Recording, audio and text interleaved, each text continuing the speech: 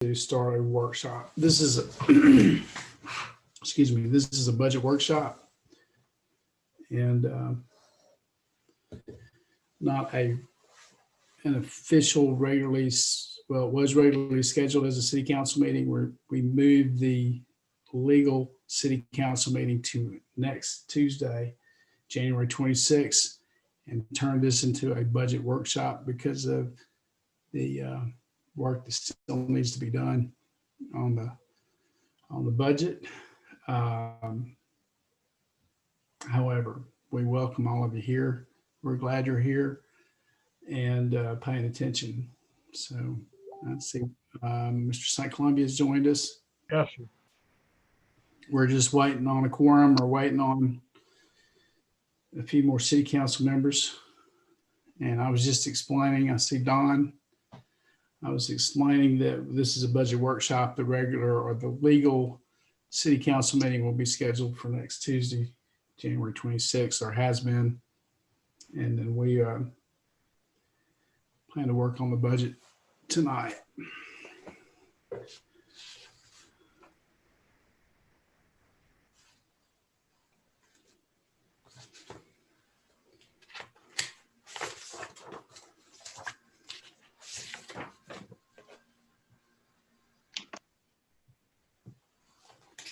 So I'm gonna wait on here a little bit longer. See, Ms. Davis is on.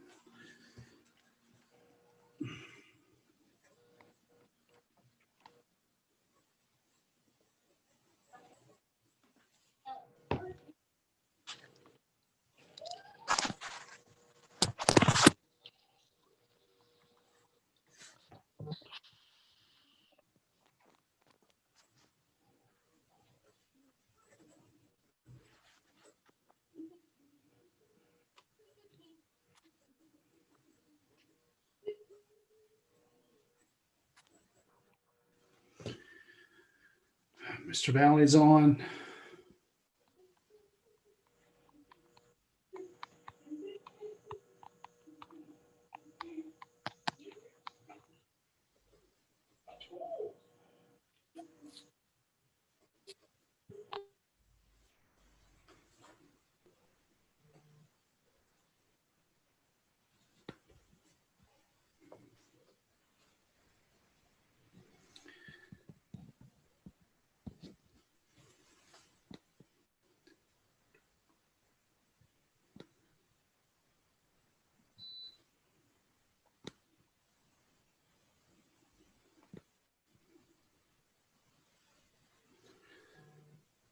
Okay, so we have with Mr. Etherly, Mr. St. Columbia, and Ms. Davis, we actually do have a quorum. It's just a workshop, so not an actual city council meeting. So the legality of the quorum is not quite as important. We can, I think we can feel free to make sure I'm on here. I think we can feel free to move on. So first of all, let me welcome everybody. It's January 19th, 2021. To the Helena-West Helena City budget workshop. We welcome those who are guests, including those from the media, which I had as KJIW and the Daily World, and I saw KLEK. I hope I said that correctly when I was swiping across the screen there. So we want to welcome you and anybody else that I might have missed. Today is the National Day of Racial Healing.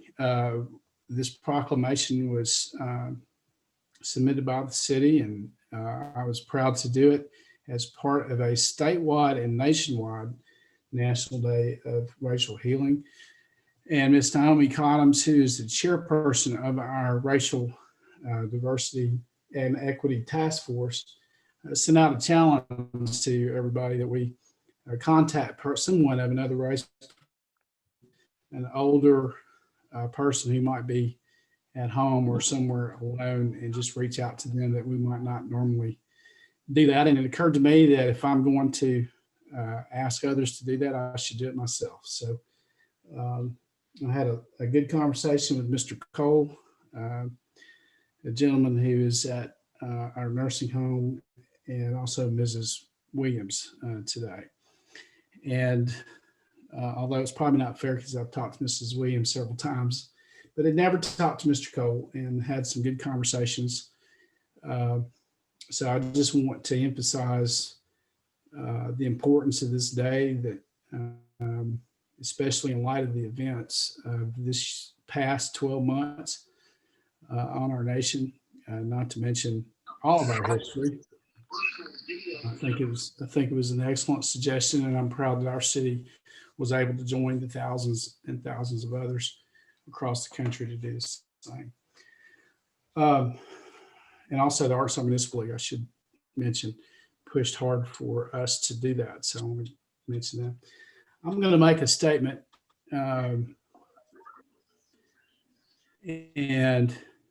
I don't think it's any secret anyway, but I wanted to, I guess, put it on the record, my opposition to the cutting of the positions in the police department that was done last week at the budget workshop that I was unable to attend. I was out of town in Jonesboro, and when I got back, learned that over $300,000 and the positions that we had just recently in the last few months created as a incentive for promotion for our police department had been removed from the budget.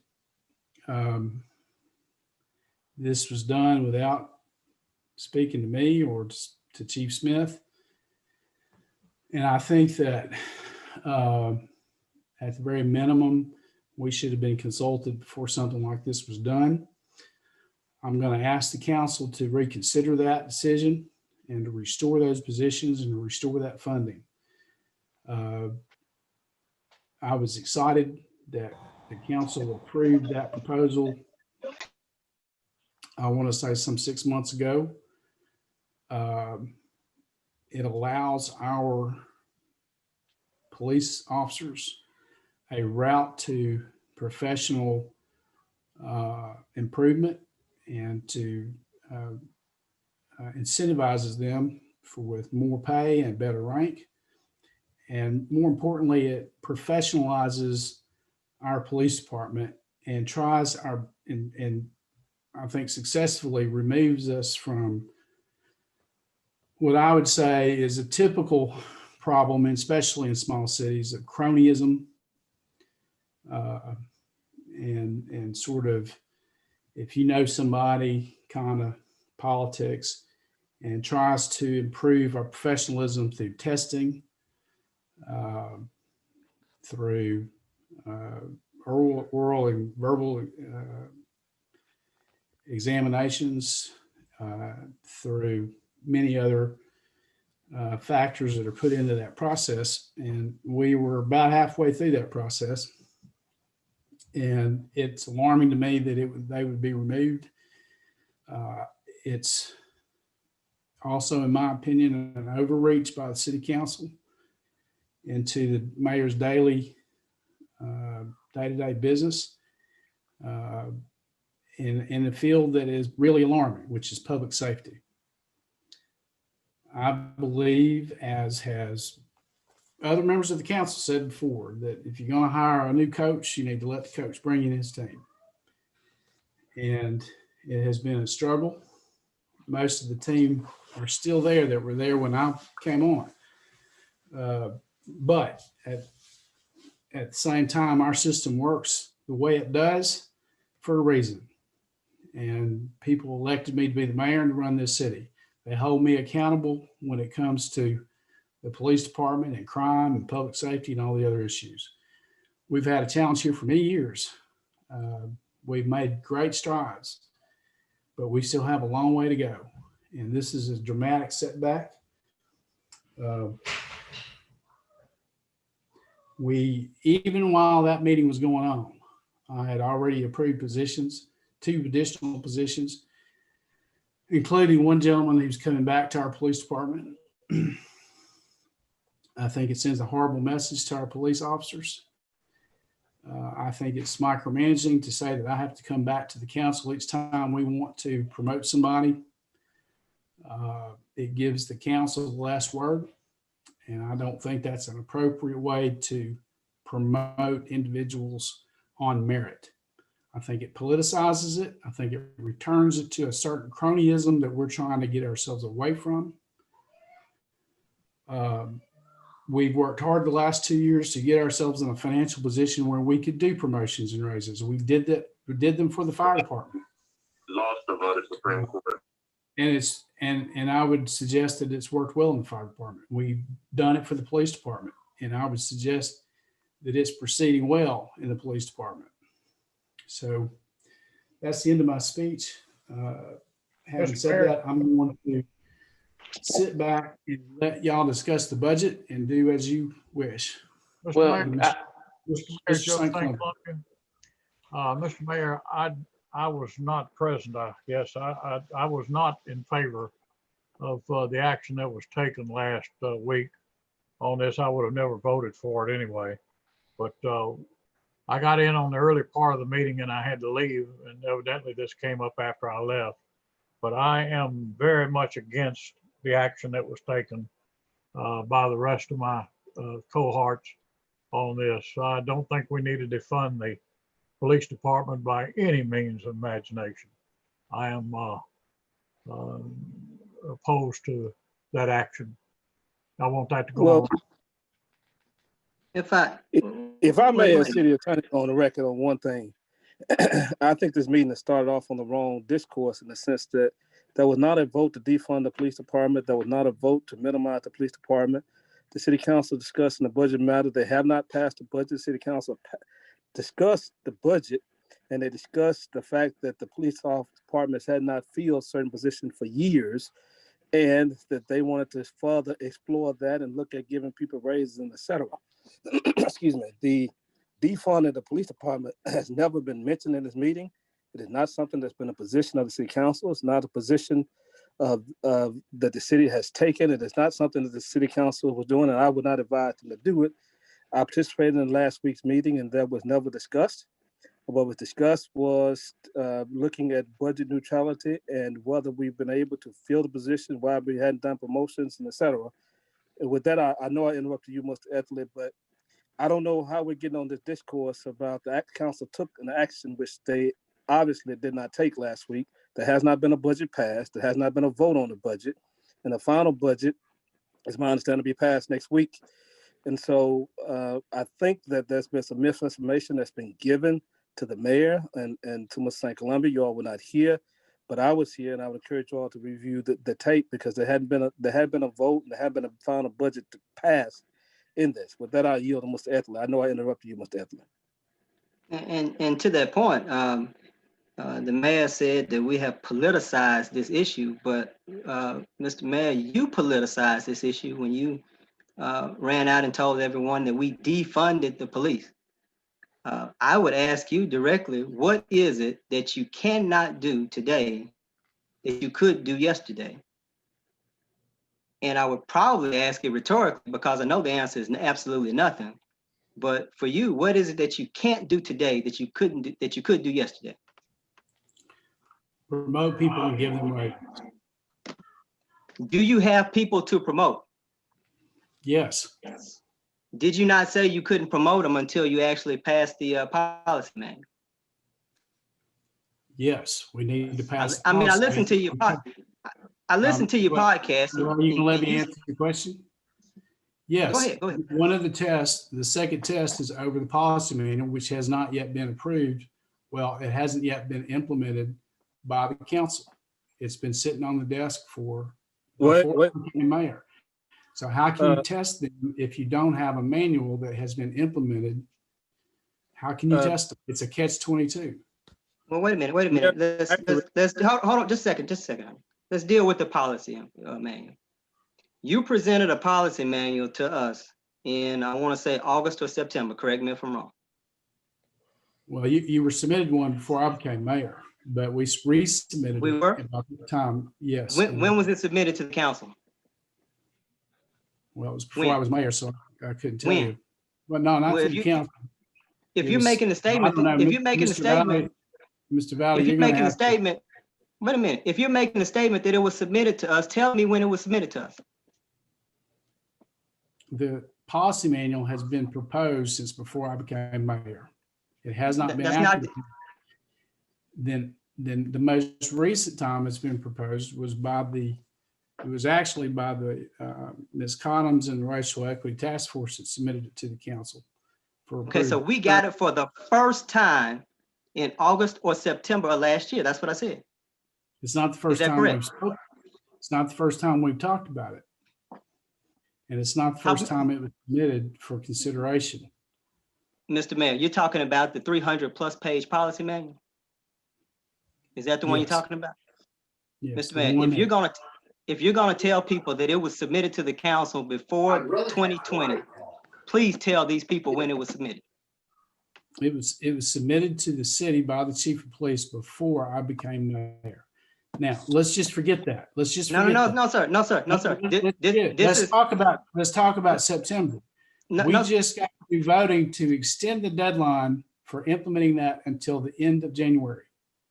why? So, Mr. Why? Mayor, so, Tell them why. so Tell them why. let's just talk about that. Can we approve the manual now to implement We it? already Can we do approved it it. now? Is the Mayor. council willing to do that so that we can have the test and promote these individuals accordingly? Can we We do that now? already approved it. Mr. Mayor, Not if- implemented. You Mr. also asked that it be delayed a month until February 1st, and now there's talk about delaying it another month. So Who tonight, asked- Who we can asked adopt- that question? Who we can asked that adopt- to be delayed? wait. You're If I may, allow me to explain this accurately so that everyone have understanding. It was presented by Ms. Cottoms and the chief. The council adopted it the first night it was presented. They deferred it being implemented to give the chief the chance to train the people on it so they could sign off on it so they knew all the information that was in it because it was so voluminous. The chief, after he met with me, he said that they hadn't implemented it yet. And we presented to the council a second time and said we're extending the deadline to February the 1st to give the chief a chance to implement it. It's already been adopted twice by the city council by vote. And it's the chief of police told the council that he was going to get testing done through PC U of A to help them to make sure that they do the testing properly. But the council has twice voted to implement it, and it's been adopted by the council. But the only reason it's being delayed is to give the chief of police time for his department to be able to study it, read it, and implement it and sign off on it. Because once it's the active date takes place, then if we get sued, they have to have working knowledge of that manual. And that's the manual based on the testing and promotion and et cetera from that day forward. But the council has twice approved it already. It's just a matter of the chief and the assistant chief working with PC and others to make sure that everyone's able to be tested on it and to read it and thoroughly adopt it. And so the council's not waiting on it to come back. The implementation date, the effective date was actually to give the police department time to make sure that all of the employees have reviewed it, studied it, familiar with it, so that once it goes in effect, it's in effect, and the other manual will go out of effect. And so it's been adopted already by vote twice. Okay, so let me, without getting into all the he said, she said, I spoke to the chief today. He's trained them. He's ready to implement it. He's been ready. Is the council ready to vote to implement it now because it's been delayed until February 1st? The council, on my advice, has already voted twice to implement it. The only date we're waiting on is for the chief to tell us he's already had the people trained. So if we do nothing else, it's going to go into effect February 1st. The only reason it's being delayed is the police department said that they needed time to make sure that people read it and sign off on it, familiar with it. If we're sued on it, the people are they're going to ask you, what does your manual say? And if they hadn't read it, and I'm then that's what reporting the to issue you tonight that the chief of police told me today, they have been ready. They are ready. So is the council prepared to implement it tonight? already, that's Yes a or moot no? point, Mayor. It's already adopted. So it will go into effect February 1st if no other action is taken. Well, it's Yes the or no? chief's Yes or no? responsibility. Yes or no?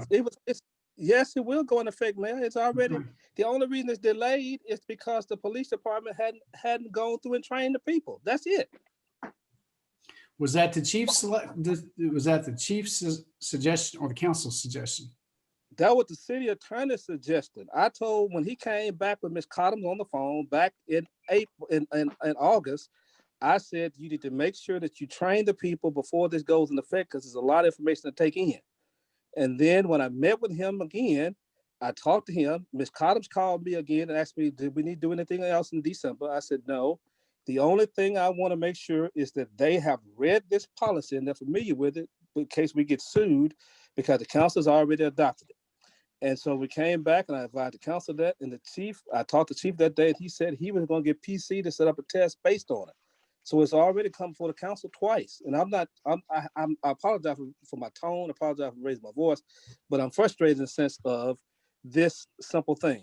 The council has done its part. It's just a matter of the chief getting with PC or whoever else he was going to use to train the people so they can make sure that they are familiar with it. That's it. It's nothing for the council to do. They've already adopted it twice. So it's going to go into effect February 1st. Hopefully he'll have the people trained. Well, he told me today he was ready for it to go into force. It's what he told me. For the first. Well, in addition to that, Mr. Mayor, Before we leave that, I just want it to be known that this policy manual will go into force in effect February 1st. Fine. We've already approved it. They were supposed to make the changes that were suggested. We voted on it. We approved it. That has nothing to do with, but that wasn't your statement to the public. Your statement to the public was that the city council was kicking the can down the road. That's my point. City council has not kicked anything down the road. It is out of our hands at this point. In addition to that, we go back to. That's your opinion, Mr. Ethley. That's not mine, but you have a right to your opinion. It's not an opinion, it's a fact. Just like there are other facts. The action that the council discussed a week ago was based on facts. The fact is, right now, in January, per the payroll records, we have 15 full-time officers on the roster. 15. That includes the chief and assistant chief. So 13 of those officers would be patrolmen, and I believe they said they have maybe 1 or 2 corporals. And so what you're saying right here today is that you're prepared to promote 9 people, if those positions are there, of 13 to the ranks of captain, lieutenant, and sergeant. I find that hard to believe. The second thing is, Mr. Mayor, is I went back and looked at the records because the proposal of 25 officers was based on facts. It was not pulled out of fact. It was based on facts. So I went back and looked at the payroll records, January of each year from 2017. So it'd be 17, 18, 19, 20, and 21. That would be 5 consecutive years. In 2017, we had 25 full-time officers, including the chief and assistant chief, 25. That's what we approved, or we discussed approving 25 positions. You had 32 in the budget, and the fact is you've never had 30. You haven't been able to get there. 25 and 4 part-time in 2017. In 2018, in January, you had 24 full-time officers and 4 part-time. That includes the chief and assistant chief. That's 1 less. January of 2019, you had 21 officers and 3 part-time officers. There's a trend. January of 2020, you had, and I'm sorry because I just misstated one fact, you had 15 officers in January of 2020 and 2 part-time officers. That includes the chief and assistant chief. What I misstated was when I said 15, you have 12 officers on the payroll in 2021, including the chief and assistant chief with 2 part-time officers. You can't fill the 25 that we discussed. And what happens is you have positions that have money that's just tied up in the police department budget. People want to see houses torn down. You have officers in the department who could be given raises based on what's not being spent on people who are not being employed. But yet you're delivering this message that we're defunding something. And so I knew that 25 was a stretch for you. I knew 25 was a stretch for you. Here's what I didn't know when I started looking in the records, Mr. Mayor. I did know that since 2017, there's been a direct fall off a cliff in the police department. Straight down in terms of employees. I didn't know that. And it correlates directly with your term in office and Chief Smith's term as chief. So perhaps we shouldn't be talking about whether we're defunding positions that don't have people in them. We should be talking about why you can't staff the police department right now.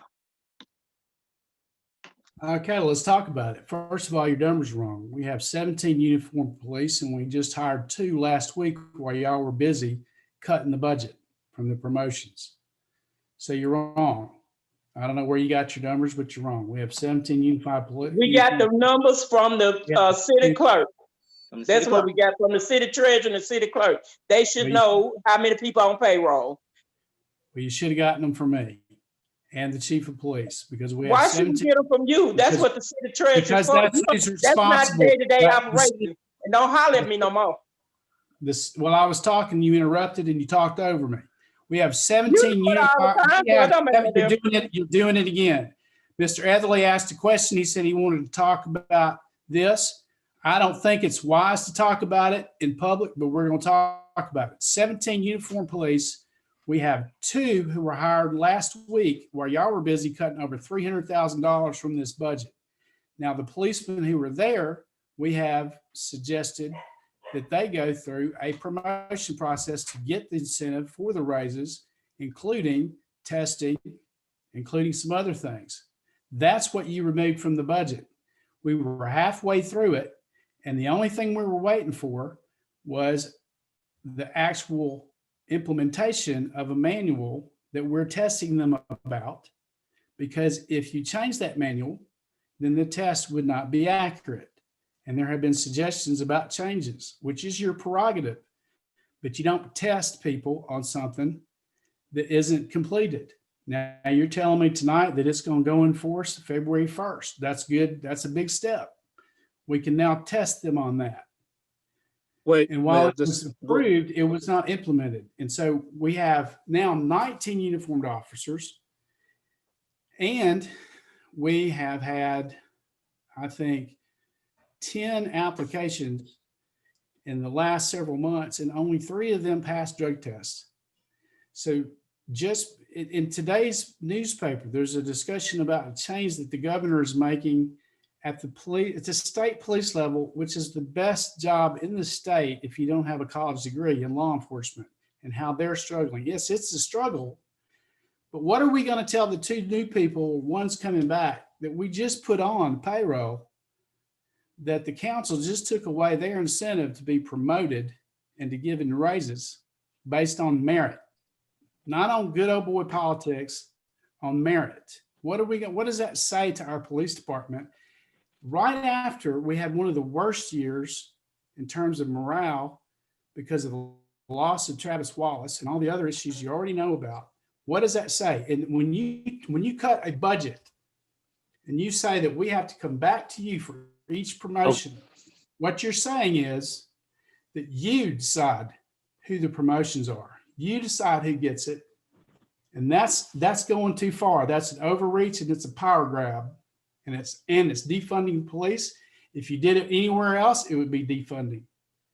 So you can't back away from it. Mayor, let me, if I may, Andre Valles, city attorney, you're using inflammatory language tonight that's totally unnecessary. As it relates to it, the policy has been before you were mayor for years that the city council approves all promotions, approves all of the pay raises. So the thing about it is you're tonight trying to make it seem like that they're doing something different than they're doing years. And the city council has been doing this for years. The way that the funding of the police, the fire, the street, the sanitation, everybody presents their employees to the city council for pay raises. The city council doesn't make a choice. They don't go through and say anything about the choice of who's put before them. What they do is they approve the raises. That's for everybody in the public to know how the money is being spent. Now, as it relates to it, there has not been an adoption of a budget. they're here tonight to talk about a budget, and they're here tonight to talk about the police department. And what they said last week was they're going to have another week of discussions. That it was discussed of how to best implement things in the police department as far as the funding of it, but they hadn't cut anything from the police department. They wanted to adopt a final budget next week. Now, as it relates to what you said about the implementation of the manual, I think that your frustration is misguided. You're guiding it towards the city council, but if you review the minutes, you review the former portions of it, it is the chief who said he was going to implement this. The only reason the date that's deferred is because of the police department. Now, I'm not trying to cast aspersion on the chief of police, but it's one of those things. This is a very large manual, and it's not something to take in easily. And as you said earlier about the promotion, you can't get a promotion based upon if the testing standard changes. And so that's part of it, is that the chief wanted time for them to be able to read it and understand it so they can do promotions. Mr. Turner and I have met with the chief several times over the past 18 months about redoing the base pay. The base pay has been on hold because of this whole promotion thing within the police department. And the base pay continues to be on hold because the council didn't want to do it piecemeal, one piece at a time. They want to do it as a final ordinance. But we still didn't have all the numbers for the police department. We've been waiting on numbers from the police department for a while. Again, this is not to cast spurs on you, the chief of police, anyone. I'm just regurgitating the facts. And so I think the thing about it is, instead of us using inflammatory language, we need to discuss the matter for what it is. The question at this point is, what's the best route for the city to go with the police department? I think it's still open for discussion. I think discussions ought to be healthy, open, and candid about what to do with the police department, and the police department needs some correction. The police department probably does need raises. The police department does need to look at, if we're funding 30-some police, but they are not actually being funded because we don't have the personnel, how better to spend the money? And so I think that was the essence of what Mr. Franklin and Mr. Etherly were discussing last week, and the other chimed in on last week, was, okay, what's the best use of the money, and how do we best use the money, and how do we effectuate change in the police department to make it better? No one's trying to hurt the police department or defund the police. And it's one of those things that's very inflammatory. And I would strongly suggest that you stop saying that they're trying to defund the police. Now, you're grown and you could use the language you want to use, but the thing about it, that was not the spirit of the council. But I'm not a city council member. But I do want to state for the record that it is not the city's position that the city is trying to defund the police. The city council are policymakers. They have not said in these meetings that they are trying to defund police. And I do not want the record to reflect that the city council is trying to defund the police, because that has never been stated in any of these meetings. Mr. Valley and Mr. Etherly both, you're both lawyers, so I'm going to try to do this in the way a lawyer would do it. Isn't it true that about 6 months ago, approximately, the city council approved an ordinance that I think maybe you drafted that created a set of promotions and raises in public safety for both the police department and the fire department? Is that true or not? Yes, we adopted a revised base pay ordinance. That base pay ordinance remains in effect today. And so it has not been repealed. And so the council did approve a system of promotions and raises in both the police and the fire department. The fire department had to be tweaked later, but ultimately they were both implemented. So the absolutely already approved a system of promotions and raises in both the police and the fire department. Isn't it true that the recommendation that was made in the budget committee a week ago tonight was to take back those positions created in that ordinance? No, sir. No, that's where you're wrong. That's where you're wrong. That's where you're wrong. You don't understand the difference between the budget. Tell me what you suggested a week ago. No, sir. No, sir. See, the problem is you don't fundamentally understand the difference between the base pay ordinance and the budget itself, which is a resolution. The base pay ordinance creates the position. The only way the positions go away is if we repeal the base pay ordinance. That's the part that you don't understand. The positions remain. They do not have funding in the position, but they can be filled with a simple request of the council. We have somebody that we want to promote, and then the council commits the funding. The same way you came just 2 weeks ago and said, we want to buy some police cars, and the council said, great, and we created the funding necessary, is the same way that we would address the positions if you have somebody to fill them. But if you don't have anybody to fill them, then it makes no sense to have dead money when we have so many other things that the city can address. And that's the only issue. You've never been able to have more than 25 positions in the last 25 officers in the last 5 years. Why are we pretending that we're going to have 32? We didn't have 32 last year, the year before, the year before. And so the issue is the positions are still there. And at any time, and I would say this, Mr. Mayor, there's never going to be an emergency to promote somebody. You know there's not. The department is operating with those positions unfilled right now. So they're surviving without those people in those positions. If you want to talk about path to promotion, it's still there. 3 of those positions, one in each level, has funding. If we want to have a meeting to approve it, in this pandemic age where we're meeting by Zoom, you only need 2 hours notice to the press, and we can meet from anywhere on this earth that has a cell phone signal and approve funding for a promotion. Those are the facts. So isn't it true, while you try to instruct me on how this works, isn't it true that all of the base pay ordinance in the world won't do any good if there is not an appropriation in the budget for those positions or for the funding for those salaries? Yes, sir, but who does the Arkansas Code give the authority for funding to, Mr. Mayor? Who? It gives the city council the authority, and you just gave it to us 6 months ago, and you just recommended that you take it away a week ago. And that's No, what sir, I'm trying to talk about. We gave you the base pay ordinance gives, this is what you don't understand, Mr. Mayor. The base pay ordinance gives you the position, the budget gives you the appropriation or the funding. That's what you're not understanding. We gave you the position. What did you recommend to our treasurer that he take out of the budget a week ago? Funding for 2 of those positions at each level. The positions are still there. We took out the funding. Yes, sir. The positions remain. The positions can be filled. The positions can be filled by a simple request. We have someone that we want to promote and there's no funding for it. Will you approve it?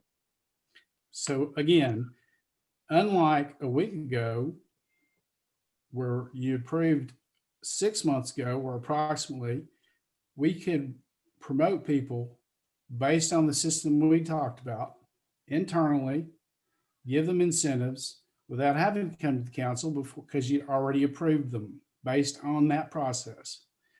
Last week, what you did is took away the funding for those positions and told us we had to come back to you for each one, which is exactly what I said. No, sir, listen. Did we pass an amended budget last year? Did we appropriate money even though we amended the base pay ordinance? Did we appropriate money? Did you recommend last week that you remove it from the budget or not? No, sir. That's not my question. In 2020, when we amended that base pay ordinance, did we appropriate money for those positions to be filled? Did we do so? To my knowledge, we did, and it's in my budget that I submitted.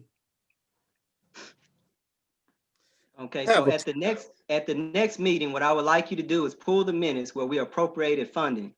Mr. Mayor, I haven't discussed anything that there's not documentation for.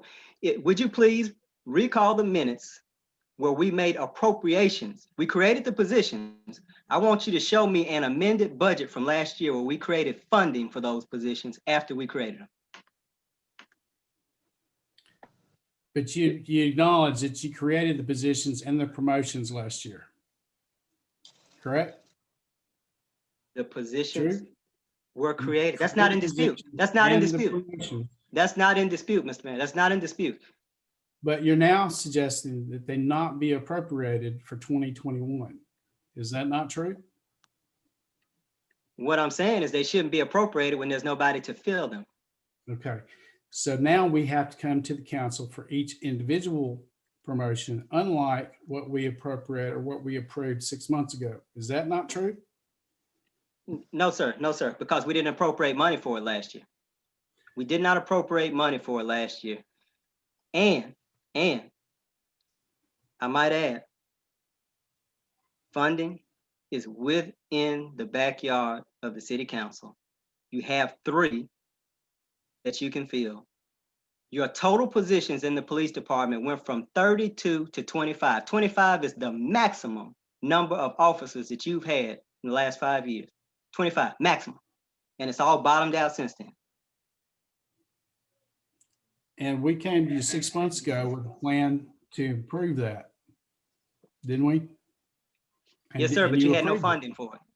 And you can keep And you saying it approved it. all you want. You can Then repeat it, Mr. Mayor, as long as you why want. did you vote? Why did you vote for it if we couldn't afford it, or if we didn't have the money? If we didn't have the appropriations, why did you vote for it? Mr. Mayor, I'm not against it now if you have somebody to put in those positions. I'm not against it now. As long as you're in favor of the people, as long as you're in favor of the people we put in those positions, and that's my whole point. It's not the job of the city council to approve each petition. And that's what this does. It sends it back to the council for them to up or down, thumb up or thumb down each promotion for each police officer.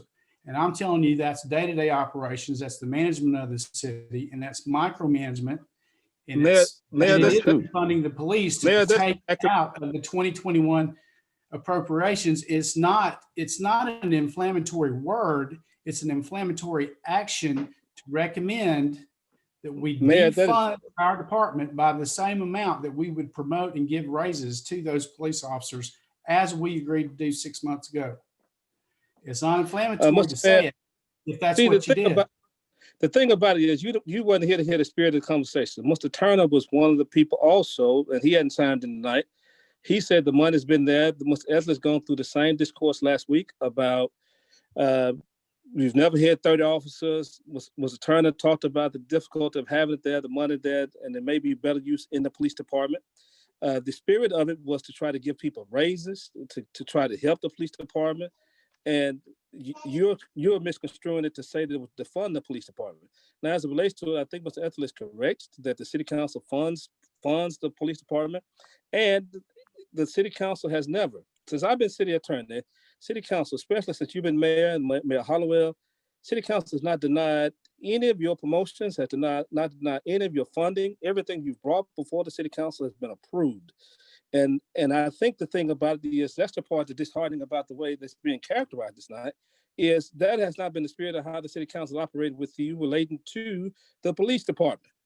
And it's one of those things that I think it is patently unfair and false the way you're depicting this, because every time you've come, the police department has tried to say, what is it that you need from us?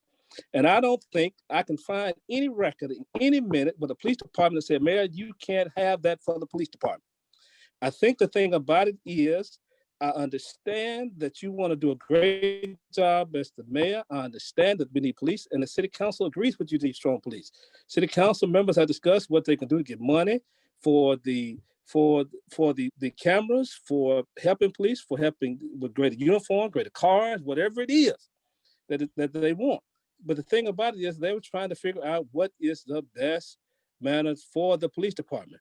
Now, as you're saying tonight, if you have some promotions or something you want to discuss, we'll discuss those promotions with them, and let's move on from it. If you want extra positions, then say you want the extra positions and go forward. But I think we're going in circles, going back and forth, important things, especially when we have a record where the city council has never denied you anything for the police department. Until now, you just said that you city council funds. Therefore, it's the city council. When they defund something, it's also Mayor, the city there has council. not been a budget passed. They haven't defunded anything. They recommended last week that happened, and the appropriations that went out, the budget that went out, that's part of the discussion. We've been going through this for 45 minutes, but part of discussion back and forth. If you have something you want to lay on the table, please lay it on the table and say, all right, I'm going to lay it on the table. Restore the appropriations make a recommendation to the treasurer that he restore to the budget the appropriations for those positions that were in there, that were approved 6 months ago for promotion, that we were in the middle of doing, instead of taking the carpet out from under us and saying that we have to come back to the council for each promotion each time. That's what I'm asking you to do tonight. Mayor, if I may, this is Christopher Franklin. Mayor, I would like to do that, but we hadn't passed the budget. And I would say this to you, the police, everything that the police department has asked for, we have given. Now, I think you owe me an apology to say that I defunded anything. I got on the meeting, I got off the meeting. I was not here. Let's clarify that. I wasn't here. Now, I think it's that you can get your supporters and they can get on Facebook and talk about what the city council has and has not done. But look at the payroll records. I know some of your supporters on here. Look at the payroll record. Some officers right now have taken home last year have made $50,000. We have never had an officer make less than $25,000. With overtime, we have paid the police department each year. There is no officer in the city who's got what was in the base pay or their salary. They have gotten over. We had officers get $90,000. We have people made more than you and the police chief. And let's make the record even clear. You all hired an assistant chief, just like Mr. Anthony study telling you that the position is still there. Remember when you all decided in the middle of the night to hire a police chief, assistant chief, and we knew nothing about it, but we had to accept it because the position was still funded in the budget. Wait a minute. I just want you to stop misleading. That's why the community is so divided now. People get on Facebook because you said it and they think it's law. It is not law, Mr. Mayor. Whatever the police department has asked for, as a member of this city council, I've always made the motion or seconded because guess what? Public safety is one of the main concerns in this city. But for you to say defund, how can you defund something and you hadn't approved the budget yet? We haven't took anything out. It's just like, okay, well, we got some positions that we have not filled. You all are asking for sky cams, right? At the two positions not filled, take that money and buy a sky cam. And with the money we got from the CARES Act, buy another so we can have two sky cams. Make the public aware of what's going on. Don't keep dividing us because that's where we are. You hollering and raising your voice, and that's not even you, and it's not even me. Even Mr. Anthony is trying to get you to understand. Mr. Anthony, since I've been on the council the past years, I've never saw Mr. Anthony get the way he is because we've been told lies on and about. You know for yourself. I did a live video where the police chief said, Mr. Franklin, you have given me, the police department, everything that we've asked for. If you ask for guns, we're giving you guns. If you ask for vests, we're giving you vests. You just came back a month ago and asked us to approve $15,000 more for overtime for the department. Then you came back a couple months before and asked us to give $25,000 more in overtime to appropriate because you all had maxed out the money that we put in for overtime. Let's be clear. Let's stop dividing this community and let's work together. Nothing has been defunded. Mr. Anthony and City Attorney Valley has made that clear that nothing has been defunded. This is a show that you want to go on and say, well, you got all these people attention and getting folks upset to talk about the city council. That does not work. We're in a city. We're in a city of ruin. We got a whole bunch of crisis. Yes, we just lost an officer, but did you tell them how that when we had this memorial service, how we paid $15,000 in overtime. Then we turned around and paid another $25,000. So, Mr. Mayor, if you want to continue doing a good job and moving this city forward, as you all say, then stop the lies about what I did because I wasn't here. Stop saying what we didn't do because that has not happened. I appreciate you if you would apologize because I was not here. My son was sick. I got on the live call, on the Zoom call. I got off because my intentions are to take care of my responsibilities. So I would dare not disrespect you, but I was not here. I'm not trying to run day-to-day operations. You know that I'm not the mayor. That's your job. You can have it because when the people, in 2 more years, the people will have to make a decision. So I have not disrespected you. I've given you whatever you asked. I have met with you on several occasions, said whatever I could do to help you, and I have done that. So when you're on these Facebook or these podcasts talking about the city council, it doesn't bother me because I don't care what you say. I'm still going to do what I got to do to make sure this city has what it needs. We have had 40 to 50 officers due to this chief. I saw somebody in the live chat said, do we not trust the chief? Well, Mayor, you know the chief has another job that he works, that you allow that to happen. We pay the chief And what you're listening to honesty here, we pay him $75,000 a year, right? And when he's off, we don't see him. We have an assistant chief who people have to call, or me, to say, can you get this issue handled? So, Mayor, the city council, you asked for the public work director to get paid money. Anybody, whatever thing you ask the city council to do, we give it. I have went over and beyond. Regardless of our personal relationship, I still respect you and treat you as you're the mayor. I've never have overstepped you. You always saying what I'm doing, but I respect you, and I have funded every single thing you asked for. You cannot look at any minutes and say that Councilman Franklin has not given me anything I've asked for. I've always given you any and everything. So please, Mr. Mayor, correct this so we can move forward. There's issues that we need to handle. There's a budget that needs to be approved before February 1st. Let's get past this. Where I think that you all defunded Mr. Etherly. I thank God for him. City Attorney, I thank God for you that you all have clarified this, that we have not defunded anything. If they want to hire somebody, Mayor, they have the right. You know how y'all hired, even at the landfill. Let's talk about the landfill. We didn't fill that director's position, but what you do, y'all went right ahead, because it was funny. We went right ahead and hired him and told us you stuck with it. You wanted $50,000. I said, Mayor, let's work down from there. You told me no. So let's stop playing politics, because we have a community that needs this help. So let's stop running to Facebook telling folks that we're not treating you fairly, because I promise you, ever since I've been here, from the Willis through the Hollowell, now Smith administration, I have been giving them everything that they've asked for. Everything. I've never denied anything. So I yield back to you. Okay. Well, first of all, I don't recall saying that you were part of or agreed to defund the police at that meeting. But you have asked for state police investigation of the police department. You have ODI'd the chief's others' phone records. You have done other things. You did not approve a public works department or director, and you were against the landfill, even though y'all had approved the position and funded the position, and alleged that I had done something wrong, even though it was properly advertised and all the rest. And if I recall, you dropped your fund when we 6 months ago voted on raises and promotions for the police department.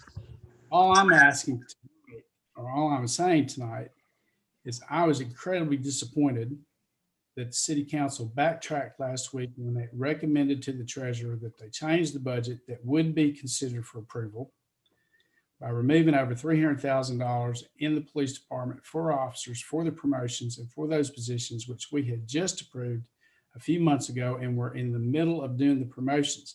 It's bad for the police department. It's bad for the city. And I was disappointed in it. You can call it whatever you want to call it, but that's what it was. And it was a recommendation that was not, as far as I know, rejected, and has been amended and changed into the budget, which will be before the council for final approval. And I'm asking you to make a concerted effort to reconsider that and restore that funding to the budget and those positions so we can proceed. And I might add, one of the problems we have in recruiting is that we don't have a promotion scheme with raises that any profession needs to have. Teachers have it. Now the fire department has it because we approved it, and the police department wants it. That helps recruiting. The two people we just hired last week, now we have to tell them, no, sorry, that's been removed from the budget. That's no longer an option unless you're friends with somebody on the city council. And what we're trying to do is remove cronyism and remove all of that. And you did that 6 months ago, and I was proud of the council for doing it. And it just got amended or asked to be submitted or changed in our budget that we're going to consider a week from tonight, probably, for final consideration. I'm asking you to restore it. Well, Mayor, can I say this? Mr. St. Columbia, Mr. St. Columbia, just can I say this before? Listen, Mr. St. Columbia hadn't spoken. You had a chance to say everything you wanted. Let him talk. Okay, Mr. Mayor, I'd like to say that, first of all, I said earlier, I'm very much opposed to defunding in any way, any manner, the police department. And I think the entire council feels the same way. I was not in on the conversation and the action taken last week, but you as mayor have the authority to retract what these are recommendations and the suggestions of what these councilmen did last week. It's not in concrete. We have not passed the budget. So my recommendation would be for you as mayor to put this back into the proposed budget that you wish, and we bring it on forward. I think everybody on the council wants to affirm and strengthen our police department. We, like Christopher said, we've given the police department everything they've asked for, and we probably continue to do so as we have in the past. My suggestion is go ahead and put it back in the budget, and let's pass the budget next week when we have our council meeting.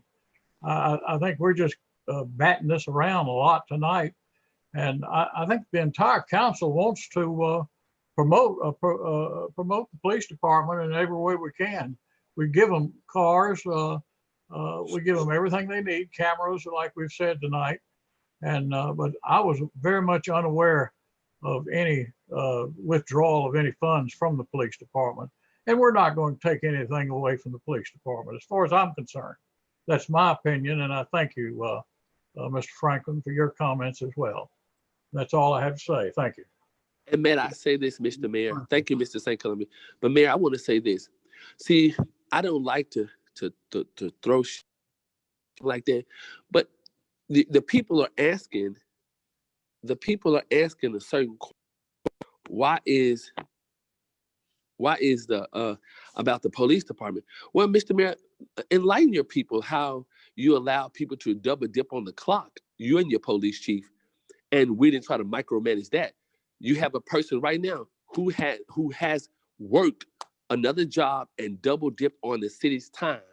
That's what the police chief, and you know as well, there are records on the city attorney's desk. When I ask for phone records, you know why I ask for phone records. How many officers have left this city due to sexual harassment and all these other things?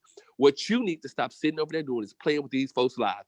Just like I told you before, with the officer who was killed, you know what I told you, and it still remains the same because we're studying losing people because you all are playing politics. If the police chief want to hire, you know he had people that he wanted to hire. You all went through those applications, they wasn't qualified. Well, you got people who apply every other week for this department, and he is on another job, and we pay him $75,000, and you sit there and act like, I don't know what's going on. You do. Just like the lady who double dipped and stole this time that y'all have not done anything to. So when you try to say the city council, brother, I have given this city everything they asked for. You know what's going on. You smile and tell these folks how you let the police chief work for the county and still pay him $75,000 a year, and we get nothing. You have to go to your assistant chief to get anything done because your police chief is not at work. He makes stuff sound good to the council and to the public on paper. Yes, he makes that kind of money. And you know what you're doing. You want to get to your group and try to make like the city council is so horrible. But Mr. Mayor, we've given you everything. Stop with the lies because innocent lives are being lost because of what you all are doing. Hold people accountable. My constituents hold me accountable. And yes, we have not defunded anything. When the budget is passed, it will look just when you want to get the people y'all want to get in there, hire them. Why are you arguing about it now when you can hire these people right now? We have not did anything. You're wasting your breath and I'm wasting my time talking about this issue because if you want 30 officers right now, fill those spots right now. Fill them. The money isn't gone. Fill them. While you sitting here telling the public that, they defunded, hire them. Hire the folks. Hire them right now tonight. They can come to work tomorrow. Hire them. Stop playing games. You can hire whoever you want to right now tonight. You had people wanting to come back that you wouldn't hire. If they're not favorable to Kevin Smith, you don't want to hire him. You had a girl that she went to the sheriff department, Mrs. Jasmine Allen. She wanted to come back. Well, the chief brought her here with her, but when she decided to come back, you all made the decision. No, we don't want her anymore. Stop playing. If she was good enough 6 months ago, she's good enough right now. You got officers leaving because of the deal with look what they deal with. It's not the city council. I would mind if we had the money to start officers out at $50,000. That's what I would like to see. So we get some competent officers who can write a report and not tell you, here's this tablet, do your report. We need better and stop playing games. That's why this city is so divided because you get on Facebook with this foolishness and it needs to stop. Whatever you need, you can hire those folks today, right now. If you got 7 officers to put in those positions, Mr. Mayor, you and your good police chief get over there and get them, hire them, and hire them. The money ain't going nowhere. Hire them right now. If you want them, go hire them. That's all you got to do. And I'm finna go because I see where this is headed. I'll come back on when y'all get to the budget. But to study being an hour of this right here and you getting mad, I'm getting upset because the citizens are misinformed. I don't lie to these citizens because guess what? Overwhelmingly, I got more votes than you did for mayor. So I don't want a lot of these people. They trust me. And when they trust me, I want to give them the truth because when they see me at Walmart on the street, I want to let them know that I have their best interests at heart because I got a 65-year-old mother. I had a brother stabbed to death. I had a brother shot in my mama's front yard and worked with the police department. I can't fault them for that. But when these gunshots ring out every night all over this community, you silence before you hear about 2 or 3 minutes later before you hear a car rolling. So I'm saying this, and I'm not being disrespectful to you, Mr. Mayor, but you know as well as I do that we have given you everything possibly that you want. I don't want to disrespect you, but Mr. Mayor, let's stop right here. If you got some people that you want to hire, Mr. Mayor, hire them tonight. We haven't took anything from you, Mayor. Hire them. If you got 7 people, all right, hire all them. right, Mr. Franklin, I'm going to take you up on that. Then tell your colleagues on the city council and our treasurer that you want this funding restored because I do have 6 officers who need to be promoted, and they're in the process of going through the promotion process that we agreed. So if you want that, tell your colleagues that's what you want, or tell the public that you don't really want that. Mr. But tell Mayor, them one way, stop talking out of both sides of your mouth. Do you want this or not? Mayor, Tell them. If you want, no, I'm asking Mr. Franklin the question. Franklin, answer the question. Are you for it or not? Are you for wait. You don't have to right now. argue. Hold on. I'm Answer not a child. Answer the question. Well, if you be quiet and let me answer it, I have not defunded anything. So guess what? That's my answer. I haven't defunded anything. So you answer the question and stop sitting off that foolishness that you got going on, and you and the police team stop being in cahoots with this mess that's going on in this town because I have not defunded anything. I was not here. Get that through. You're playing politics because you and the police chief, because his crookedness and your crookedness that you all got going on. And you don't want me to expose y'all because I have the documentation of stuff that you all are doing that is not right. It's not right. Excuse me. You too. As a matter of law, y'all keep going back and forth, and this still is a mischaracterization of what happened and a mischaracterization of where we are today. Mr. Eslick kept telling the mayor, you're not listening. You are still operating off last year's budget up to the 31st to February the 1st. It was extended last year. Those numbers are still there. Whatever the numbers are, there has not been no new budget passed. And so whatever funding was there for last year, whatever position was there, they're still there because this council has not adopted a budget. And so it's one of those things that I don't get why we've engaged in this conversation for an hour and 4 minutes when you know you have funding through February the 1st for those people. And if you're going to hire them, then hire them. If you want to make some changes, make the changes. We're going back and forth about nothing because every position that was there last year is still in the budget because they extended the budget until February the 1st. So that budget is still there. And the council was trying to act to see what is the best interest of the city. And instead of us engaging in this political discussion for a whole hour with inflammatory language about defunding the police, if you had somebody you want to hire, present it and keep on moving. If you got people you need to hire, just like you hired them last year, it's the same amount you hired this year. I mean, if the funding from last year was extended through this year on the same level, same numbers, until they pass a new budget. And so if it's something just like you did with the landfill director, you went in and says base pay is funded and you hired the person. And so I don't understand what this whole conversation has been about other than wasting time and other than trying to create political points. And it is upsetting and disappointing to me that we even have a discussion about defund the police. But at first, there has been no permanent action. City councils have the right to go through and discuss every line item, which they did last week. and they were trying to bring public discourse to all of it and see what is the purpose of the funding and how to best use the funding in the police department. The chief was not there. You were not there. The chief is not here tonight. You're here, but we have wasted now 66 minutes talking about a fallacy. When the issue is, if you need to hire somebody, Mr. Franklin has told you, look at the budget. And if the position they're hiring, that ain't even an issue because the council doesn't even go through and you don't present people to the council before you hire them initially for a position. The only thing you're looking at is potentially promotions. And if it's been funded, it's been funded. If it hasn't been funded, you still would have to come back to the city council. So what were the numbers last year? Did you have a discussion with the treasurer before you came to the meeting, before you start throwing all these things out? But the thing about it is this is simple. The council has not denied you anything. The council is trying to have a health discussion. Have that discussion and let's move on from this point and lay out what it is that you want for the police department, what you envision so that we can go forward. I also want to correct the St. Columbia. This is not the mayor's budget. This is the city council budget. The mayor presents the budget December 1st. The council adopts on before February 1st each year. The council is charged of finances and was actually stated many times. The council does not hire people. I don't think the city council has presented a single person to be hired in all of your administration, Mayor. You present people to be hired, and that is a fact that is clear. That's historical fact that has not occurred. And so I don't know about the statement about cronyism and about bringing people forward. You made that statement. It is disappointing that you're making statements like that. But you're the mayor. I don't tell you how to run your office, but the thing about it is the finances of this must go forward. Let's get the police department all that it needs. If you have something you want to present it, and let's move forward. This is supposed to be a budget workshop, but again, we're 6 to 7 minutes and going forward.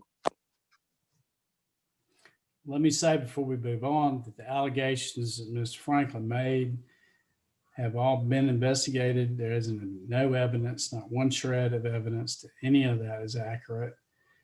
And I don't think that represents the city of Helena-West Helena's view. Obviously, we can't talk about specific individuals, and I'm not going to now. I'm just going to say very simply, and I know Ms. Crockett still wants to talk, but very simply, in the budget that I submitted is the promotion and the raises schedule that we approved 6 months ago, that the council approved and agreed to. It was recommended a week ago that it be removed from the budget, and it was. And the budget before you tonight does not have them in there. And when we do approve a budget, it will be the council's budget. I'm asking you to restore those positions. I've only been mayor 2 years. This city has had problems with law enforcement way longer than that. One of the reasons we haven't been able to promote and retain people is because we haven't had a very good promotion or reward or raise system in our police department, and it hasn't been very professional. Now we are trying, and we started 6 months ago to do that. That was recommended that we remove that last week, and it was removed in the budget before you tonight. It's in there. I'm asking for it to be restored before the council approves it for fiscal 2021. It is very simple, and the facts are very clear, and it's not inflammatory. The actions were inflammatory. But Mr. Mayor, in the budget from last year, the people you're trying to hire, you said you hired 2 people, were they in the budget last year? Yes, and if you're saying you want me to rush this process when I'm just learning tonight that we're not going to change the meeting we're testing. I'm not saying to rush anything, but you're saying the police department is stopping you from doing something. And if you're saying tonight the police officer stopping you from doing something, you were in the process of doing something. In the process of doing something, you're saying that it's immediate and it is imperative that you do it right now. And if that's the case, if it's in the budget, do it. I did say it was immediate imperative, but I've said that we need to continue the promotion and raise process, which we've discussed before. And only tonight have I learned that we are. Is that what you're saying? Actually that they're to be tested on. Mayor, is And it not immediate and imperative? Is that what you're saying? If it's not immediate Say that and imperative, then why have we spent an hour and 10 minutes it going was an back and forth about imperative. this? It was an And you being, imperative, Mr. Ballard. It was an imperative 5 years ago. Mayor, stop raising your voice at me. We're I'm talking. trying our best. And 6 months ago, we began to improve the professionalism of this department. And I was very proud that we were moving in that direction. We did the same thing for the fire department, and it's worked out well for the fire department, and it will work out well for the police department. It helps to know that the manual will be in effect February 1st, so that the manual they're tested on is the actual manual that they're going to implement. But all I'm saying is, let's continue to do this process that has worked well with the fire department. It is going well with the police department. Let us complete it before you judge us on it. This is not the first time we've had a problem recruiting people for the police department. The solution is to have raises and promotions and professional development. That's what we're doing. All I'm asking is that you restore what you took out last week before final passage of the 2021 budget, so we can complete the promotion process, raise people up into higher levels of promotions and raises, and reward them by merit, and then replace the ones at the bottom level as we do that. That's all we're wanting to do. We approved it. The council approved that 6 months ago. Last week, the funding for that's in the 2021 proposed budget was removed. Call it whatever you want to call it, but that's what happened. I'm asking that we restore it to the budget for final approval next week. I think it's very simple. Is it my time yet? Yes, ma'am. In fact, thank you for your patience. Okay, my statement is, why are you constantly using the term that we defunded the police department? If we defunded the police department, that means that everybody in the police department has to go home because there is no money. That is not true. We have had these positions in the budget for, I think, the last at least 5 years that have never been filled. I was just told that they're waiting on PC to come up with the testing so that the people will know that they can pass out the booklet so that the people can study for the test. So if they have not even come up with the test, how do you think that people are going to take a test that has not been developed on February the 1st? If the test has not been developed, how do you take it?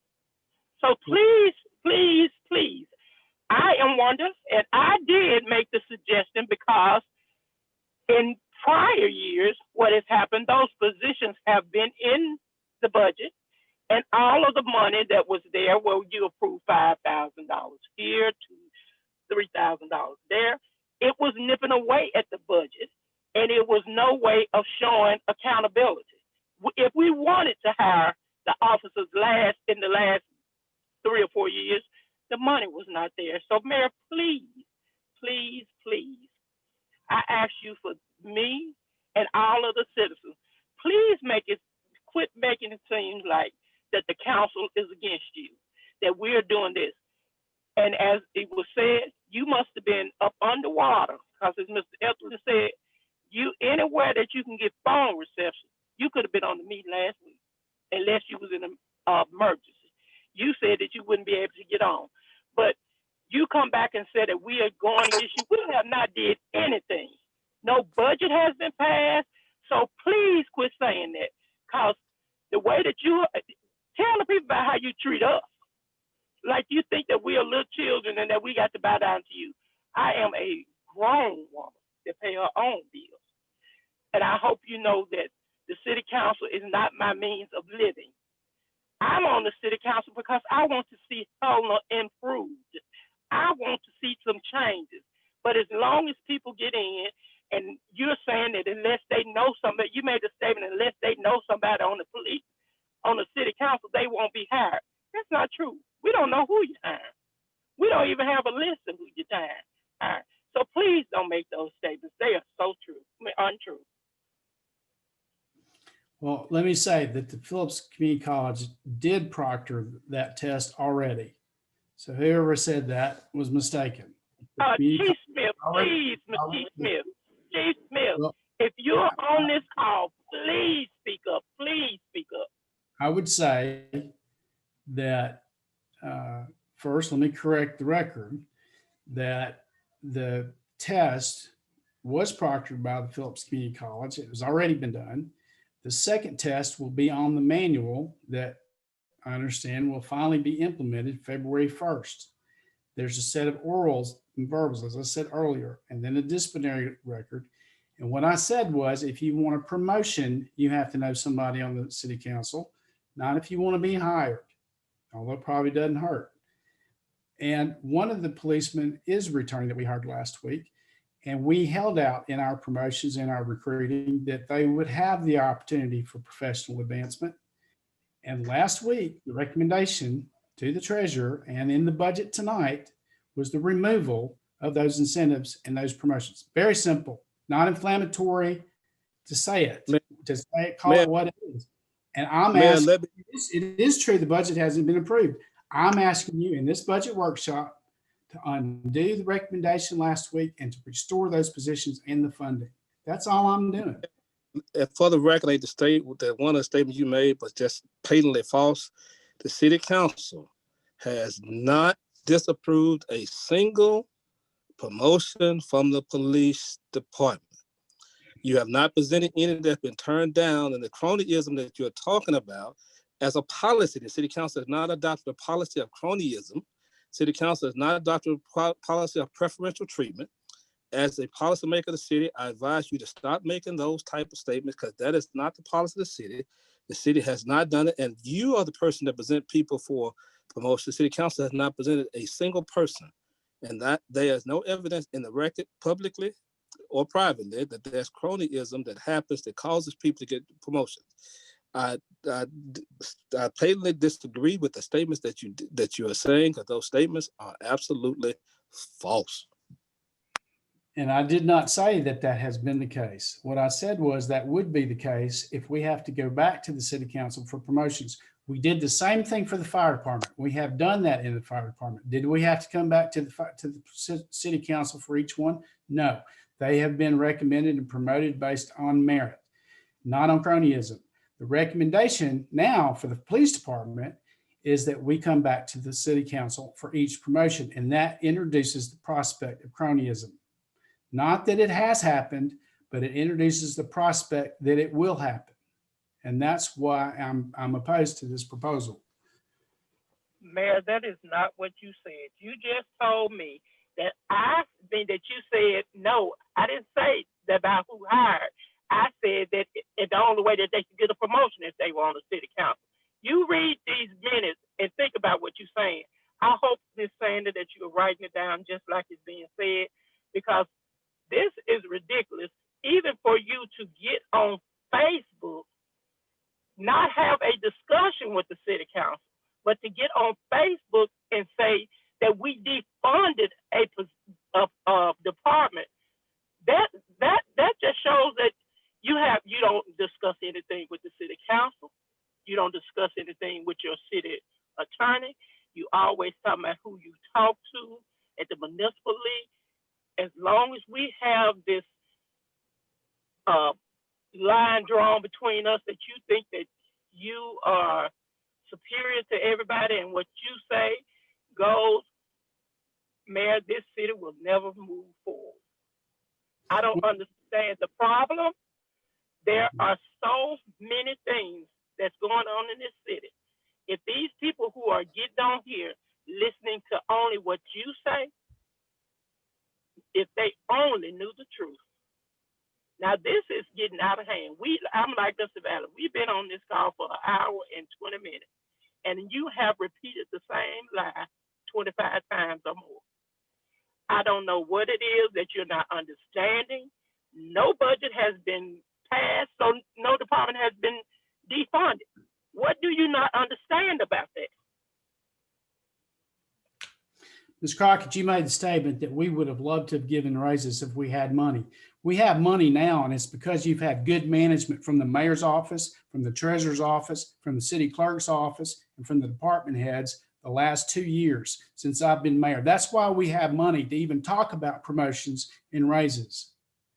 Okay, so let me make something clear. We are moving forward. And the only person that's changed in this picture tonight in the last 5 years is me.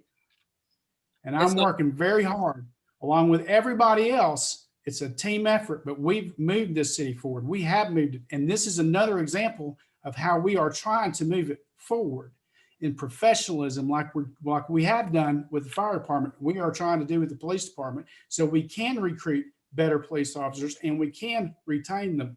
And it is a fact that the budget before you tonight, if you were to pass it, it does reflect that you have removed the funding for those positions based on the recommendation that was made by this council in the budget workshop a week ago. That's a fact.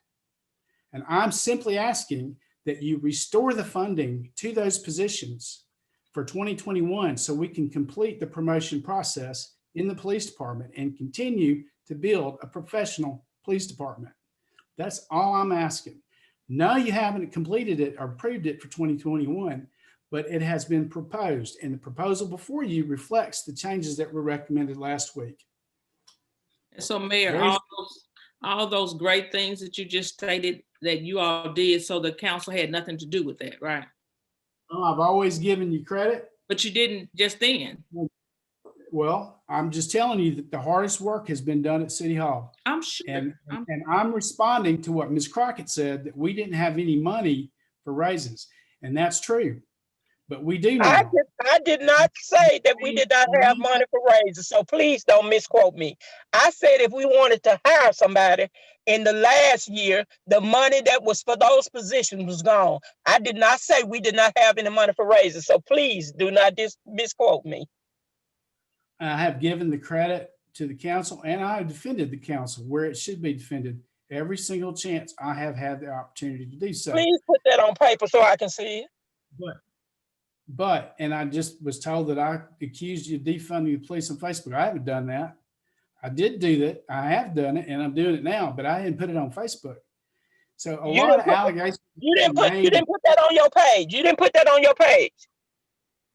I don't think I ever put anything on my page that said that the city council approved defunding the police department. No, you said got on the radio and said I did. The city on the radio and said that the city council has defunded the police department. You didn't say that. I didn't. You said I put it on Facebook. I'm just saying you're throwing allegations out there about what I put on Facebook, radio, all of it the same. You said it you said it on Facebook. That's how that matters. It don't make a difference where you said it. You said it and it's a lie. You're right. It doesn't matter. So I don't know why you said it. Why you said it and it's a lie. You lied. When you said it on the radio that we defunded the police department, that was a lie. You said I put it on Facebook and I didn't put it on Facebook. I'm just pointing out that you're making wild allegations that aren't accurate. Now, okay, so I'm going to say this right now. Did you say it or not? Did you say it or not? Did you say that we defunded the police department?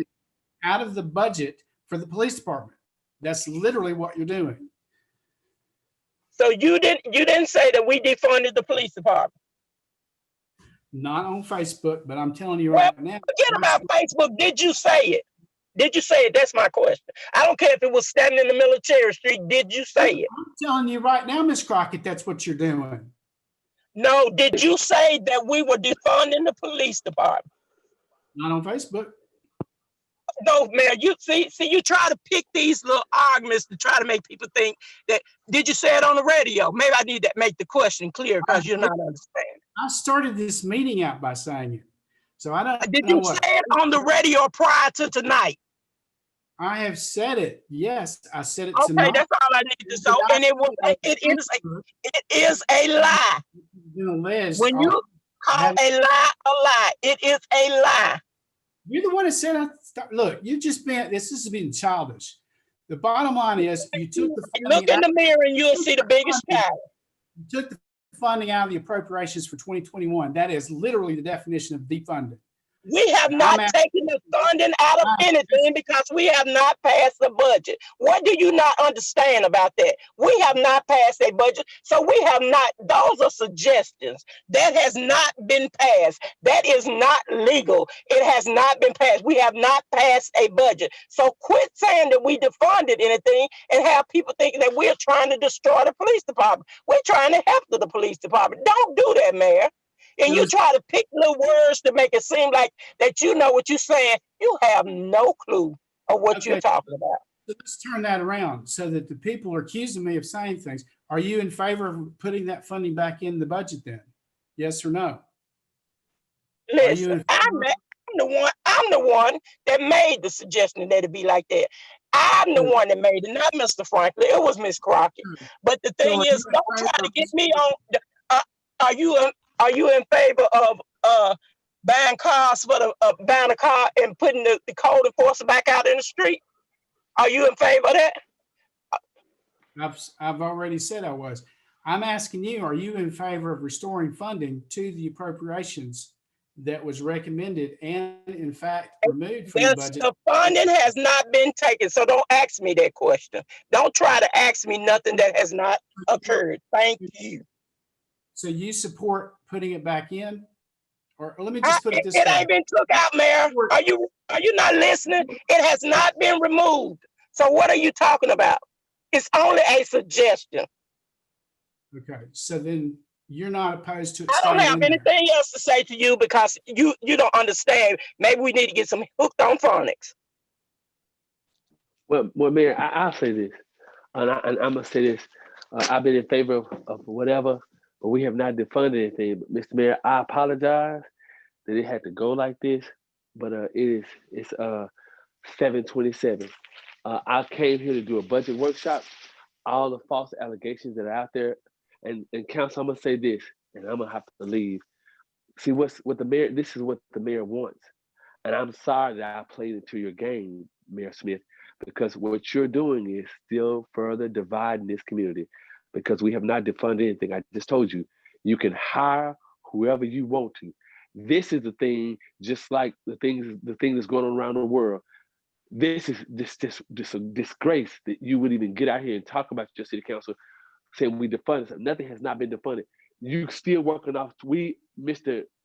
City Attorney Valley and Don Anthony decided, say, hey, we need to go ahead and amend the budget so the mayor could work off 2020's budget until we pass a budget. So, Mayor, we haven't defunded anything. There has not been a motion or a second made to cut anything. It was just a discussion.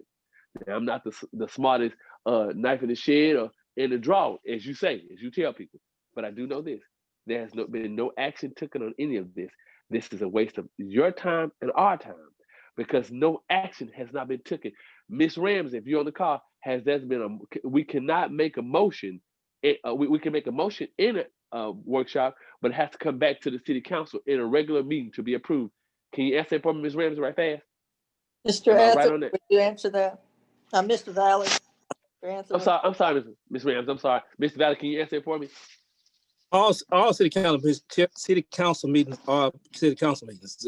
You all said that these budget workshops, but you all can pass a budget or any funding instrument in one of these workshops. However, there was nothing voted on and funded last week. It's the salient point that everybody keeps going around. The issue is you're operating on last year's budget, and every position that was in last year's budget is still there. If the mayor has someone he's trying to hire, they're still there. If he's asking for promotion, then he should ask for them and keep moving forward. There was nobody from the mayor or the police department here to talk about what it was. And the entire genesis of the conversation was, what is the best usage of the money for the police department? Nobody sought to defund the police department. And that's the thing that they keep trying to say, is nobody sought to try to defund the police department. The police chief have been concerned about giving raises. The mayor and Mr. Etzler discussed, well, if we take money out and then we may fund it later, he also discussed that maybe that's the best way for us to give raises if we go from 32 people down to 25 people and give the raises that way. Because the entire discussion, if you would, on the line was about trying to improve the department. No one has ever defunded the police department of Helena-West Helena. There was not an attempt to defund the department of Helena-West Helena. The city council has never, during the mayor's tenure or the previous administration tenure, tried to defund the police department, tried to take personnel from the police department, or tried to do any of that. Everything that this mayor and the former mayor asked the police department, they have been given. There has not been a denial of promotion, there's not been a denial of equipment, there's not been a denial of anything that they presented to it. Whether it's an ordinance, whether it's a resolution, or whatever they brought before this body has been approved. And so this entire conversation has been needless. And again, if the mayor wants a position, just lay out the position you want and let's move forward. I'm going to do that so we can end this discussion or the meeting, whichever you want. Well, man, you can't slap Will the city council take a round and vote and ask? I want the city council members right now to state whether they're in favor of the $300,000+ staying in the police department, along with the promotions and the raises for the officers. We can talk. You can leave the mechanic out, but for the other positions, are you in favor of it or are you not? We're about to approve a budget for 2021. It's your budget. Do you want it in there or do you not want it in there? It's a very simple question. You can answer it tonight. Mr. Mayor, Joe St. Columbia, yes, I want it in there. Thank you. Thank you. I don't think it has to be asked that way. I don't think it has to be said. It's been said numerous times tonight. If you have people to hire, then hire. Instead of going around and trying to misinform the public. And that's all you've been talking about is how you want to improve professionalism. How? Raising promotions. You keep saying the same thing about defunding or trying to pretend like we're trying to take someone's job. Or to say you have to be a council member, be a friend of a council member to get a job. To get a promotion. And the people. No, that's not what you said. That's not what you said. That's exactly what I said. And no. the people who are up for promotions are working for the police department right now. And they will not be able to get them the way we agreed to do that, all of us together, about 6 months ago, if it is taken out of the budget. And it's just that simple. I want it to stay in the budget the way the council approved it several months ago. We're in the middle of that process. I want to complete it just like the fire department has. And it's worked well in the fire department and it will work well in the police department. That's all I'm asking. I'm not dividing anybody. I was gone. I was out of town. I was with my daughter last week and I wasn't able to tune in. And while I was gone, the budget that was before this council was over $300,000 and all the promoted positions were removed from the budget that's before you tonight. And all I'm asking is for the council to decide whether they want it in there or not in there. It's your budget. You decide. Well, let me say this. It's well worth an hour and a half of very animated discussion when you're talking about undoing something we just did 6 months ago to improve our police department. Yes, you better believe it's worth fighting for too.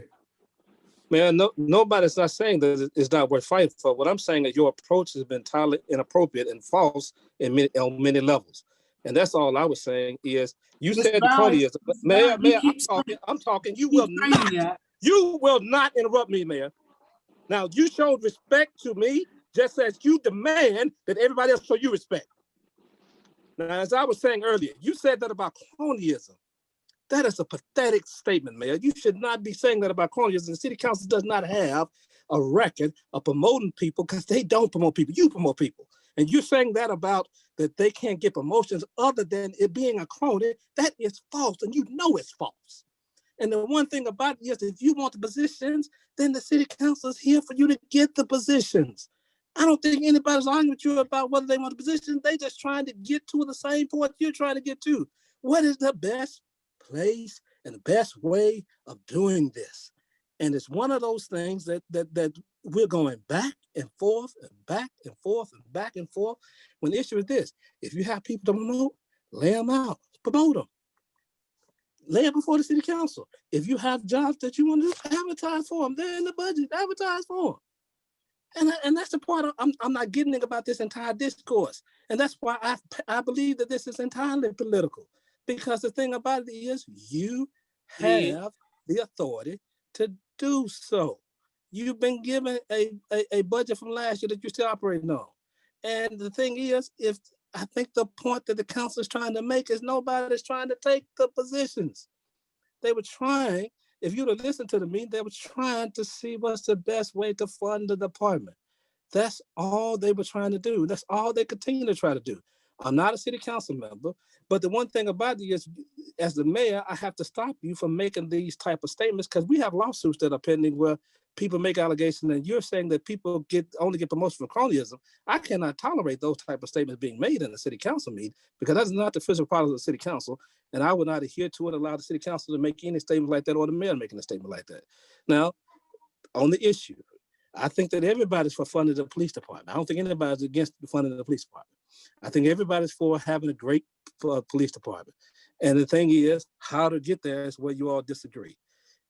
It is a budget process, pass a budget, get it done. If you have people you're trying to promote and it's imminent and imperative, like I said earlier, the city council is already giving you a budget that they extended to February the 1st. You're working through the process. If you want to do promotions, put the promotion on the table next week. You say you've already in the process, I'll put it on the table. It's one of those things that they're not trying to stop you. That's exactly what's happening. And you know that's what's happening. It's in the middle of that process. And if I hurry up and promote people next week, that's exactly what I'll be accused of, cronyism. And all I'm saying is, listen. No, what you said earlier,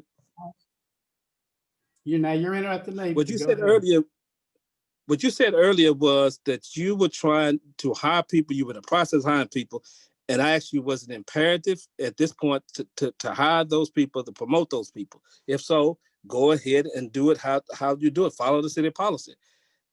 I don't know where you are in your hiring process. I don't know where you are in your promoting process. But if it's something that's imminent, if you're already at the end of it, bring it to the council, let them approve it and be done with it. I think the thing is, realistically, I think that both sides, we can step back and take a breath. Both sides can look at this. The police department needs more money. The police department needs better pay. The police department needs to fund the positions that it needs to fund. The entire discussion that Mr. Etzler had last week at length was reducing from 32 to 25 so that he can have better pay for all the people that are there, so we can exercise promotion, so that Mr. Turner started discussion just telling them that the budget was going up because minimum wage was going up to $11 an hour.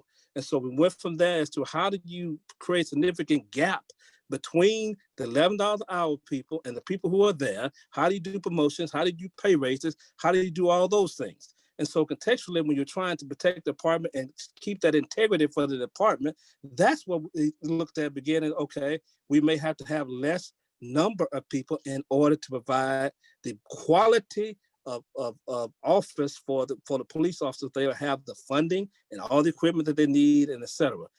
That's what they were talking about. And how do we get to defund the police from there? I don't know. We cut the budget and the positions for the promotions. That's how we get there. And that's what was recommended, and that's what was done, and that's in the budget before you tonight. And it's very, very simple. If you're not for that and you want to restore it, say so. You say you want to restore what we put in place 6 months ago so that we can have an adequate number of people here. We can recruit adequately and do the other things. If you're not for that and you want the city council to have to approve each and every single one, like it was before we approved this policy 6 months ago, then say that. But be on the record and let the people know where you stand. Well, I don't have no problem with that, but no action has been taken. So what am I be on the record for when that? And I understand why Mr. St. Columbia would say something, because we hadn't took no action. He wasn't here and I wasn't here. There was no action taken to take anything. So was there a vote? The city attorney said there was not a vote. I mean, and like I said, this is all to make the public think we're bashing the mayor, but the mayor is not being truthful tonight. There has been no change in the budget because we have not made any changes. We're still operating on 2020's budget right now. When the mayor decided he wanted to hire somebody at the landfill, he operated on 2020's budget. When the mayor decided he wanted to hire these two people he hired, already. He said 2 or 3 people he gotten. It's already in the budget. So hire everybody that you want to hire. Stop saying it.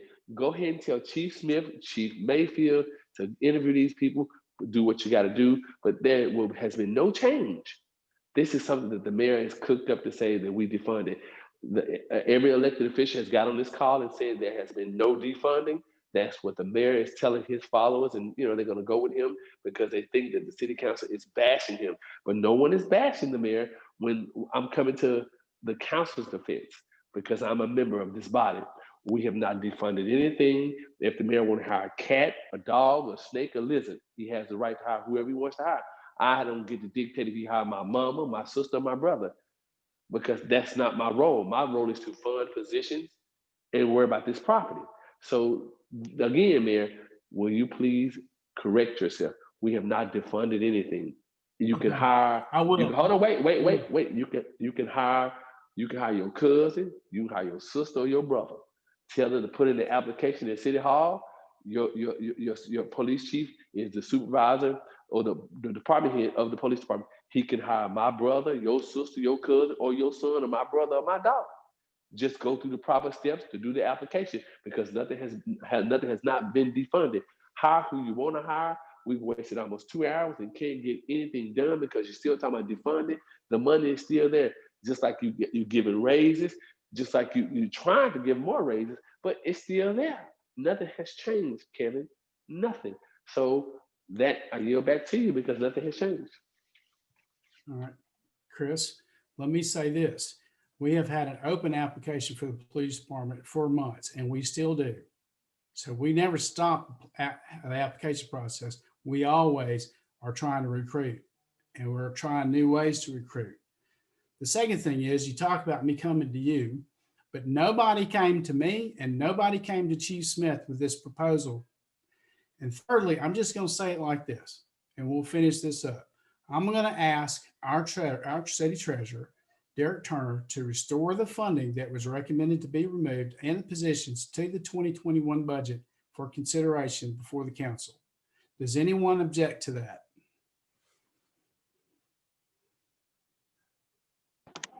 Mr. Mayor, I stand by my previous points. You haven't had 25 officers in over 5 years. The city has not had over 25 officers. That money can be used. Wait. The discussion from last week that you missed because you were not present was about taking the unfilled positions and using that as a source to increase the pay because perhaps it would better the recruitment. There's still one available position in each of those lieutenants, captains, and sergeants. And if you want to promote someone, and let me say how I'm offended by your statements about cronyism, because on a monthly basis, you overspend the overtime budget, and then you come to us and ask us to make it right. And not one time do we ask you who did it and who's going to get paid. We have approved every single time you come before us and say, well, they got overtime and we got to pay it. Or sometimes we already paid it. We don't say who's getting it. If I don't like this person, they won't get it. We don't do that. And so what you're saying now is a creation in your own mind that somehow when you have somebody to promote, we're going to ask who's being promoted and then say, no, we're not going to promote that person.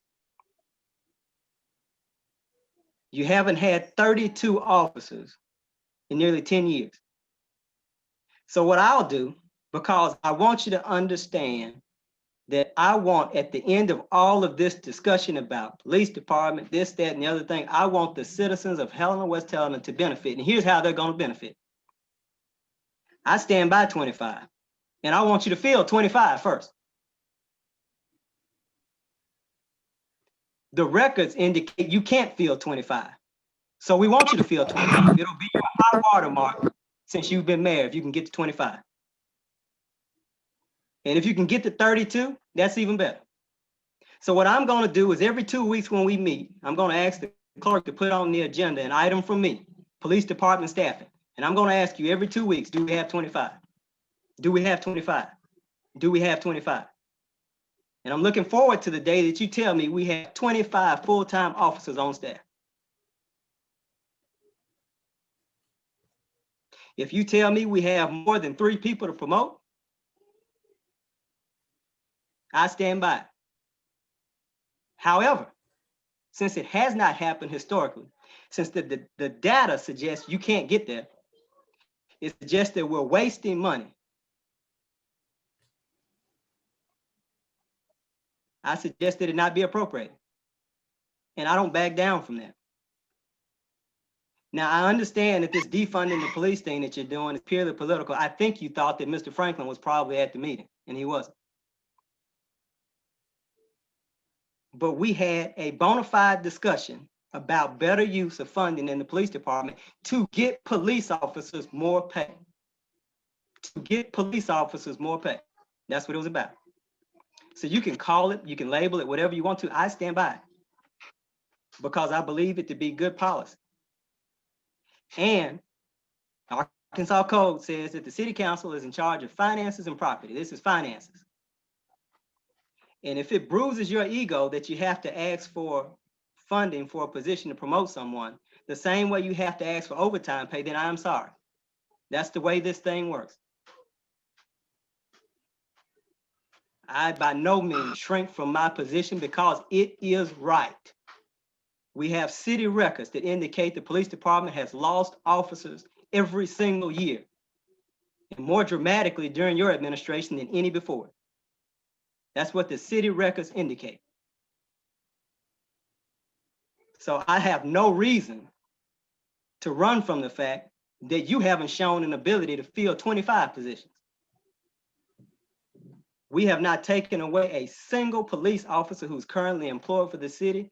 There are open spots that can be filled, and you can put more officers on the street, and we just agreed to buy you more cars to help you do it. But show an ability to fill 25 first. That's my position. I'm with you, Mr. Duffy, on that.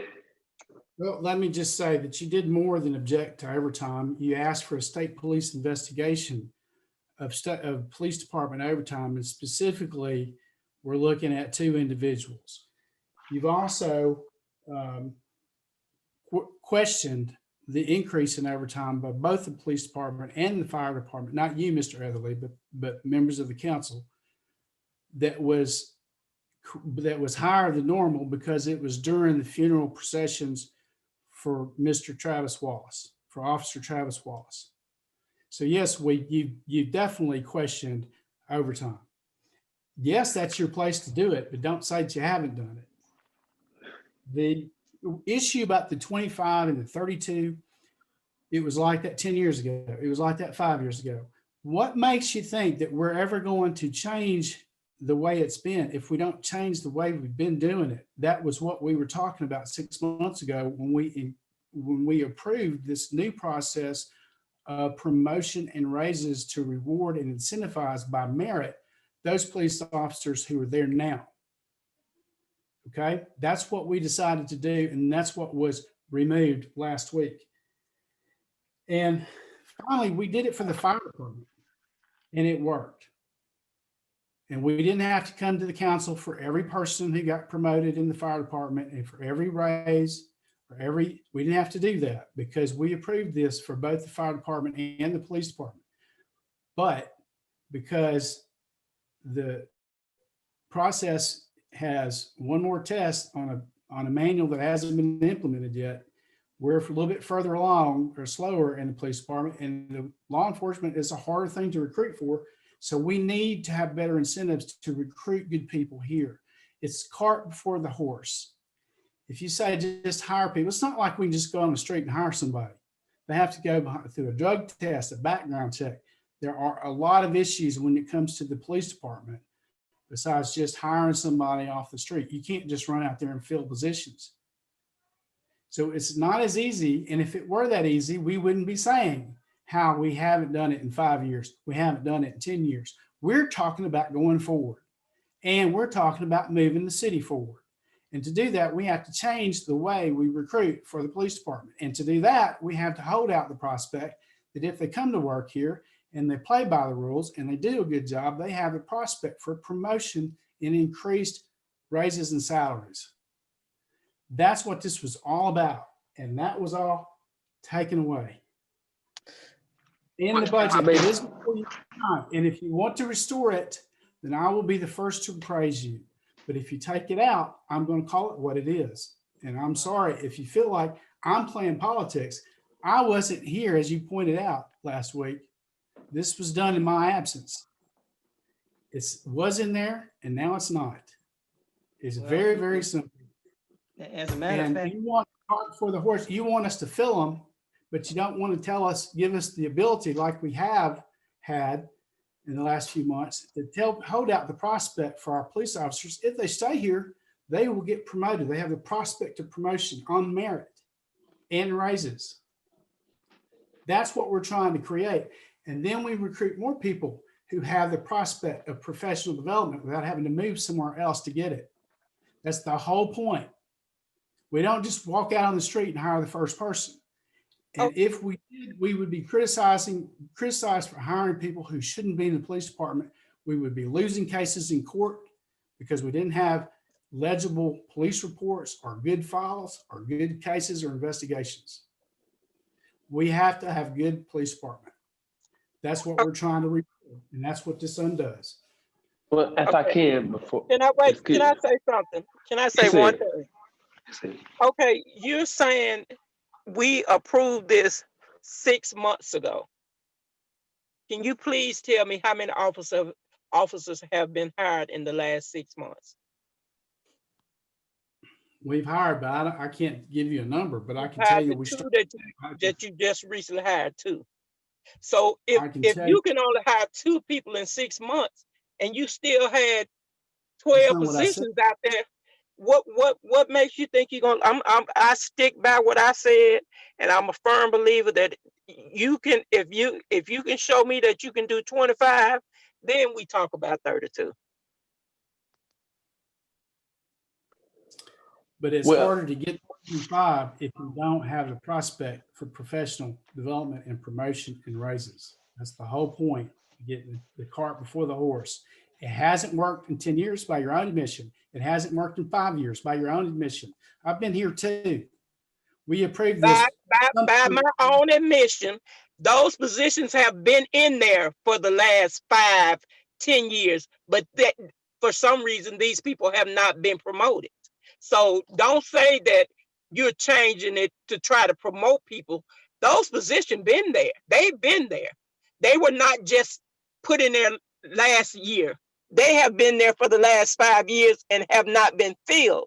So now all of a sudden, every officer, and this is no disrespect to any officer because I love the police department, but all of a sudden you got 12 people you want to promote, but you have these same people been here and you have not been able to promote. We have 1 corporal in the whole police department, but the positions have been there for the last 5 or more years. So what just because we suggested that we start something else, now you want to point it out. Tell the people how long the position's been there and you have not filled them. They were there when you came here. I haven't been, but you have not, those positions have not been filled. So don't try to use it like we're doing something so wrong. No, it's not that. We're trying to find a way to try to help get the 25 and keep them here. Well, if I may, Miss Crockett, you all go. I'm gonna put this to rest. You all, do you all remember when we hired the police chief? We under Hollywood administration, the council. I know you all remember this. Let me get where y'all can hear me. But to hear this because I know what we did. You remember we hired the police chief, and the police and under the Hollywood administration, the police chief came and he wanted $70,000. And the officers in there stood up that night and said, we don't want a raise. We want our chief to get his money because we want new leadership. What did the city council do? We sat there and said, okay. Yeah, they said the officers that were standing around that room that night decided that they didn't want the raise. They said, give it to the chief because we have better leadership. The same people who stood around that table are no longer policemen at the Helena-West Police Department. All of them have been fired since then. We've lost more officers in this administration than ever, but the people stood up for the chief to get a raise, but he has never stood up for his men to get a raise. We brought him here because Mayor Holloway at the time said that he wasn't going to come because of his Memphis salary, and we did that. And look at it. We had, okay, the bank robbers. Look at all the stuff we had that happened downtown Helena. Has that been resolved? Look at all the things. Look at the shooting that's been going on. You can't blame the officers because they're only officers. You got to make sure the head is right. And Mayor, to your point of saying that I said the state police came in to investigate somebody, you know, that is true because the results are sitting on your desk. Mr. Martin gave you all the information. You all saying this, that the prosecuting attorney, which is Todd Murray, has failed to prosecute. But you all know the results to that overtime that the state police did the investigation. So you know I know. Because one thing about it, Kevin Smith, I'm going to do my homework before I open my mouth. You know who that is talking. That's just untrue. They're not sitting at my desk, and I've been told there's nothing to it. Man, that's not true. You know y'all sit. The police chief. There's no evidence talking. Any of those allegations that you made are accurate. Well, how about this? Hey, city attorney, I wasn't finished talking there. Mr. Valley. Mr. Valley. Those allegations that I was just talking about, those allegations, we can't discuss the legality of it, but there's something happened in that case with Miss Green, isn't it? I mean, well, with that officer, it's something in that case, and it don't look favorable. If it's $1,200, it's $1,200. You know what the findings are. So don't play games. Tell these folks how you let folks double dip and work all over the city. But you're talking about they can't protect the reserve, but they can go out to the casinos and city vehicles. You know I don't play. I got pictures. I work hard for this city, and you over there smiling and smirking, but you know what your folks doing because everybody, that's why I don't get involved. I don't care how y'all try to slander me and take me down. Everything I do is truthful. Everything y'all do, y'all got to hide y'all hand. I don't pay money to win elections. I get a hand, I work to win them. I ain't got nobody that you calling what we doing is cronyism, but you got cronies that you have to pay to get you in that seat. I've never had to do that. I've always worked blood, sweat, and tears, baby. So the people that you got hired, everybody you got hired over there, you in the bed with them some kind of way. And I don't care what your people on this live say, I'll stand by that because I know what you do. Because they don't know because Kevin went to the city. Well, if he went, that was years ago. He went to the city. What hell is still deteriorating? And we give you all the tools you need to be successful, but you want to bash us. So everybody that's on this Zoom call, you can cuss and say whatever you want to say in your private groups, but I'm a man at the end of the day, and I stand behind whatever I said because, Kevin, you know what you've been doing. That's the police chief. You holler about the hiring folks. Well, why these folks done left? You got more officers left in this administration than ever. Look at how you did some of these officers, had embarrassed them, but you're talking about somebody's coming back. Well, what about the officers you let go? Because they didn't fit your criteria. What about you want to holler about the fire department? Well, the fire department is doing well. You got a person been there against the ex-fire chief that you want to hire somebody else back because that's the kind of games you play. Now I'm telling you, I don't play games because if I want to play a game, I got children at home and I work at Walmart. I can go out there and get on the toy aisle and play with the toy. So if you want some games, you better go out to Walmart and find you a game to play with because here it is. The truth is out. The reason why you're upset because you think somebody trying to take something from you. Baby, we've left everything right there for you to get. If you want to hire somebody, hang up the live and go hire who you want to hire. Ain't nothing been moved. Because now, I don't care what you say about me, but one thing I know for sure, as long as God put breath in his body, I'm not going to take a whipping from nobody. So that's not a threat. I'm just saying, I'm just not going to do that because I'm trying to give everybody the benefit of the doubt of what they need. So, and answer your question, I stand behind Mr. Ether 100% with my shoes tied tight and ready to run. Okay. That's 2 to remove or leave the funding out of the budget and 1 to restore it. Anybody else want to be on? And maybe I think Ms. Crockett. I'm sorry, 3.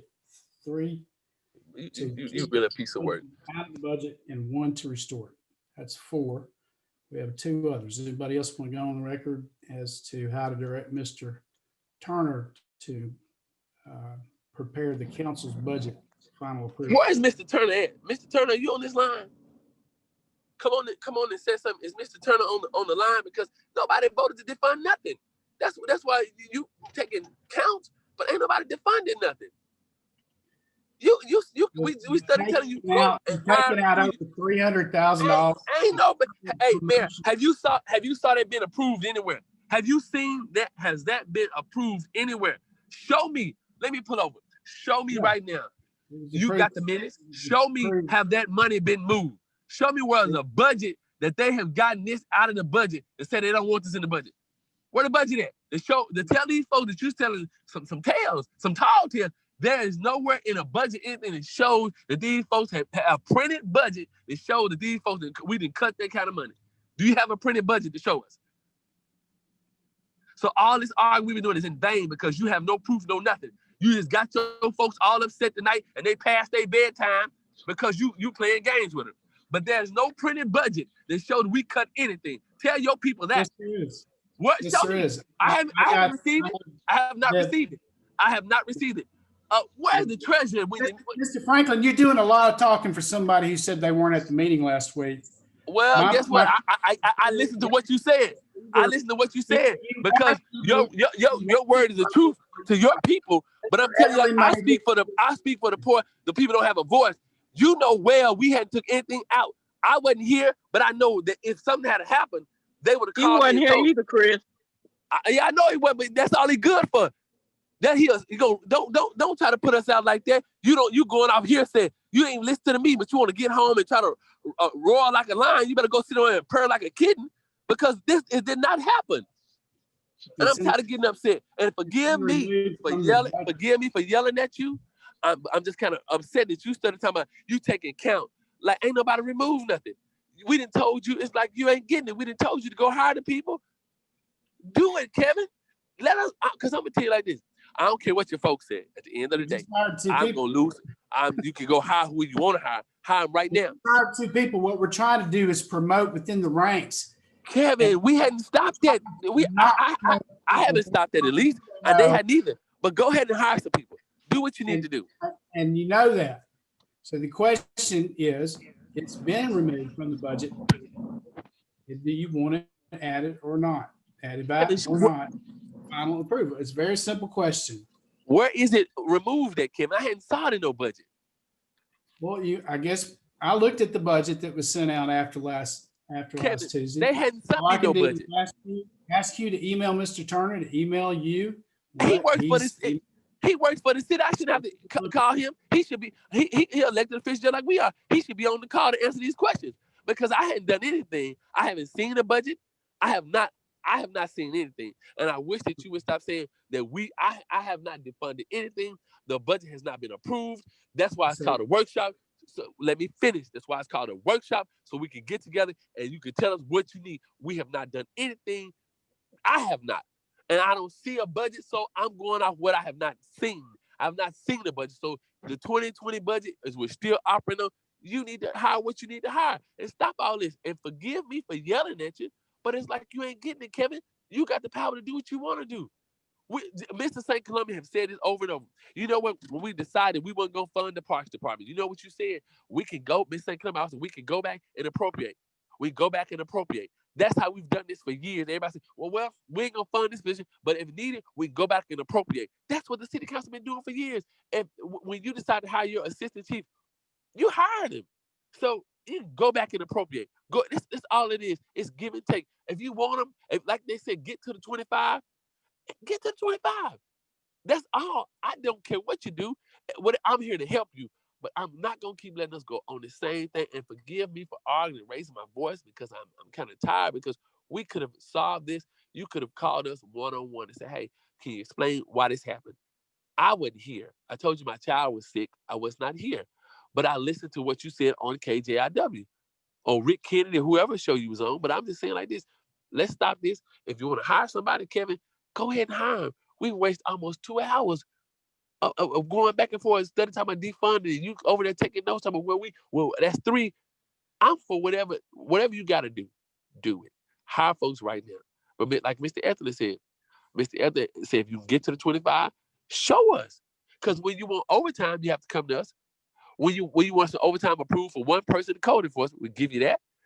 when you said doing we during the Labor Day weekend, the CARES Act money, during the Easter storm, the CARES Act money gave you money to fund the police department. Then you said that doing Travis Wallace's funeral, the state police was here investigating that. So we still paid the overtime, but we didn't ask about anything of that nature because it was the death of an officer. So we gave you unlimited resources, whatever you need to do. We didn't hold your hand. When it came up, I think I made the motion, Ms. St. Columbia seconded. So we have never cut you off. So the thing that you're doing, and I want your supporters to hear me loud and clear, the thing that Kevin Smith is doing is trying to divide us. The money is there. He can hire whoever he wants to. You and Scott Williams getting these cahoots and trying to make the city council look bad. But Kevin, this is all on you. If you want to hire somebody, brother, go hire him. You said you just told the truth. You said that they have to go through a psych ward, drug test, background check. You just can't go hire a person in a day's time. Well, you've been the mayor for 2 years as of last week. The 1st of January, you took office 2 years ago, and you hadn't filled none of them. That's your record, not my record. And I have not stopped you not one time. When you want to hire somebody, you hire them. So your record, not mine. And nothing you said is accurate, and that's not true either. But well, I guess nothing. Neither one of us said. Both of us are big liars for the city. Because you and me both just lied. Me and you just lied together, right? We just lied together. Do you want it in the budget or not? Do you want it in the budget? Because you don't have a vote. So you don't have a vote. So why don't I tell you what? I got this for you, Kevin. I want you to have a good night. And for your people say I'm going to go to the bathroom. I ain't going to the bathroom, but I got other things to do. It's like sit up here and go back and forth with you about the same thing. So let me tell you, your supporters, y'all have a great old night. Whatever you want to do, Kevin, I do it. But I stand behind Mr. Anthony. Fill the 25 first because it's my bedtime. I got to be at work. And if you want to talk to me, you're welcome to come out to Walmart and meet me on the parking lot after I get off, and we can have a whole little discussion. But don't get behind my back and have these conversations. For your people that like to get on Facebook, if you got something to say to me, tag me in it. But I'll guarantee you. You have to do that. I'm telling you right now. I'm telling you right now. Have a good night. You have a good night. That's all you do. Have a good night. There are 2 other council members I haven't heard from. I don't know if Mayor, I'm going to say this, and then I'm going to be like Mr. Franklin in a few minutes. I'm going to get off. We had a budget workshop last week. We started at the front of the budget.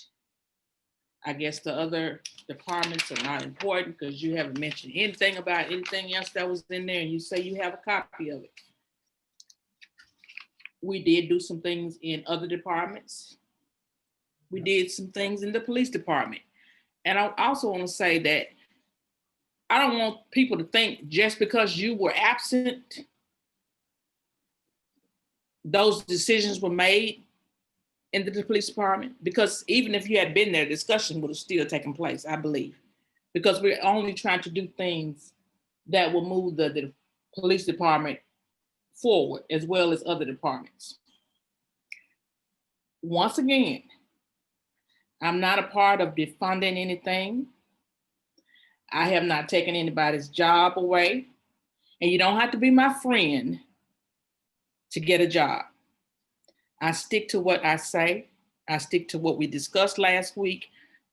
You can hire whoever you want to hire. You can promote whoever you want to promote. Once you get that 25, then we'll move forward. Okay, so I don't believe Ms. Ford, you're not on the call.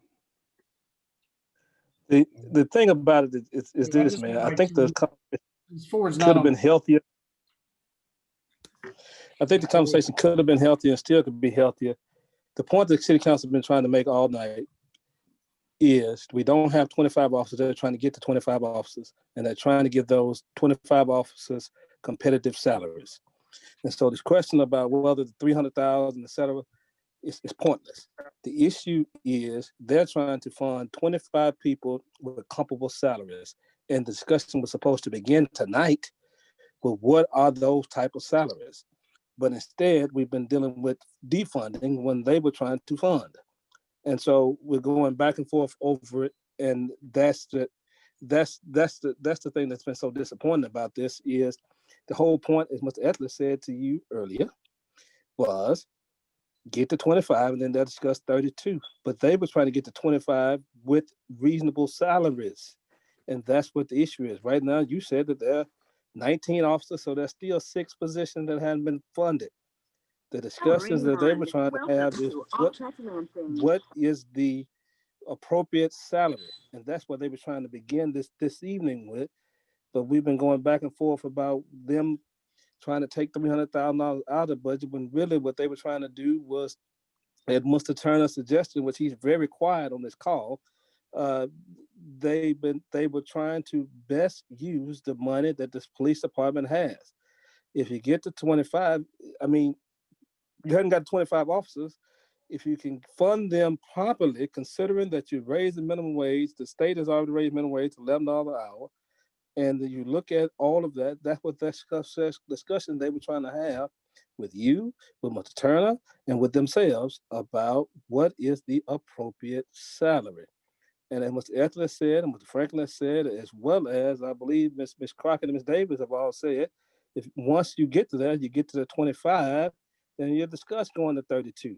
This is not somebody trying to take money from you. It's something we're trying to give you a better police department. And the better police department will be a police department with better salaries. And that's the discussion they were trying to have with you. And that's why this whole thing has been off the rails for 2 hours and 11 minutes about do you defund? Do you want to take $300,000? Because you're not listening.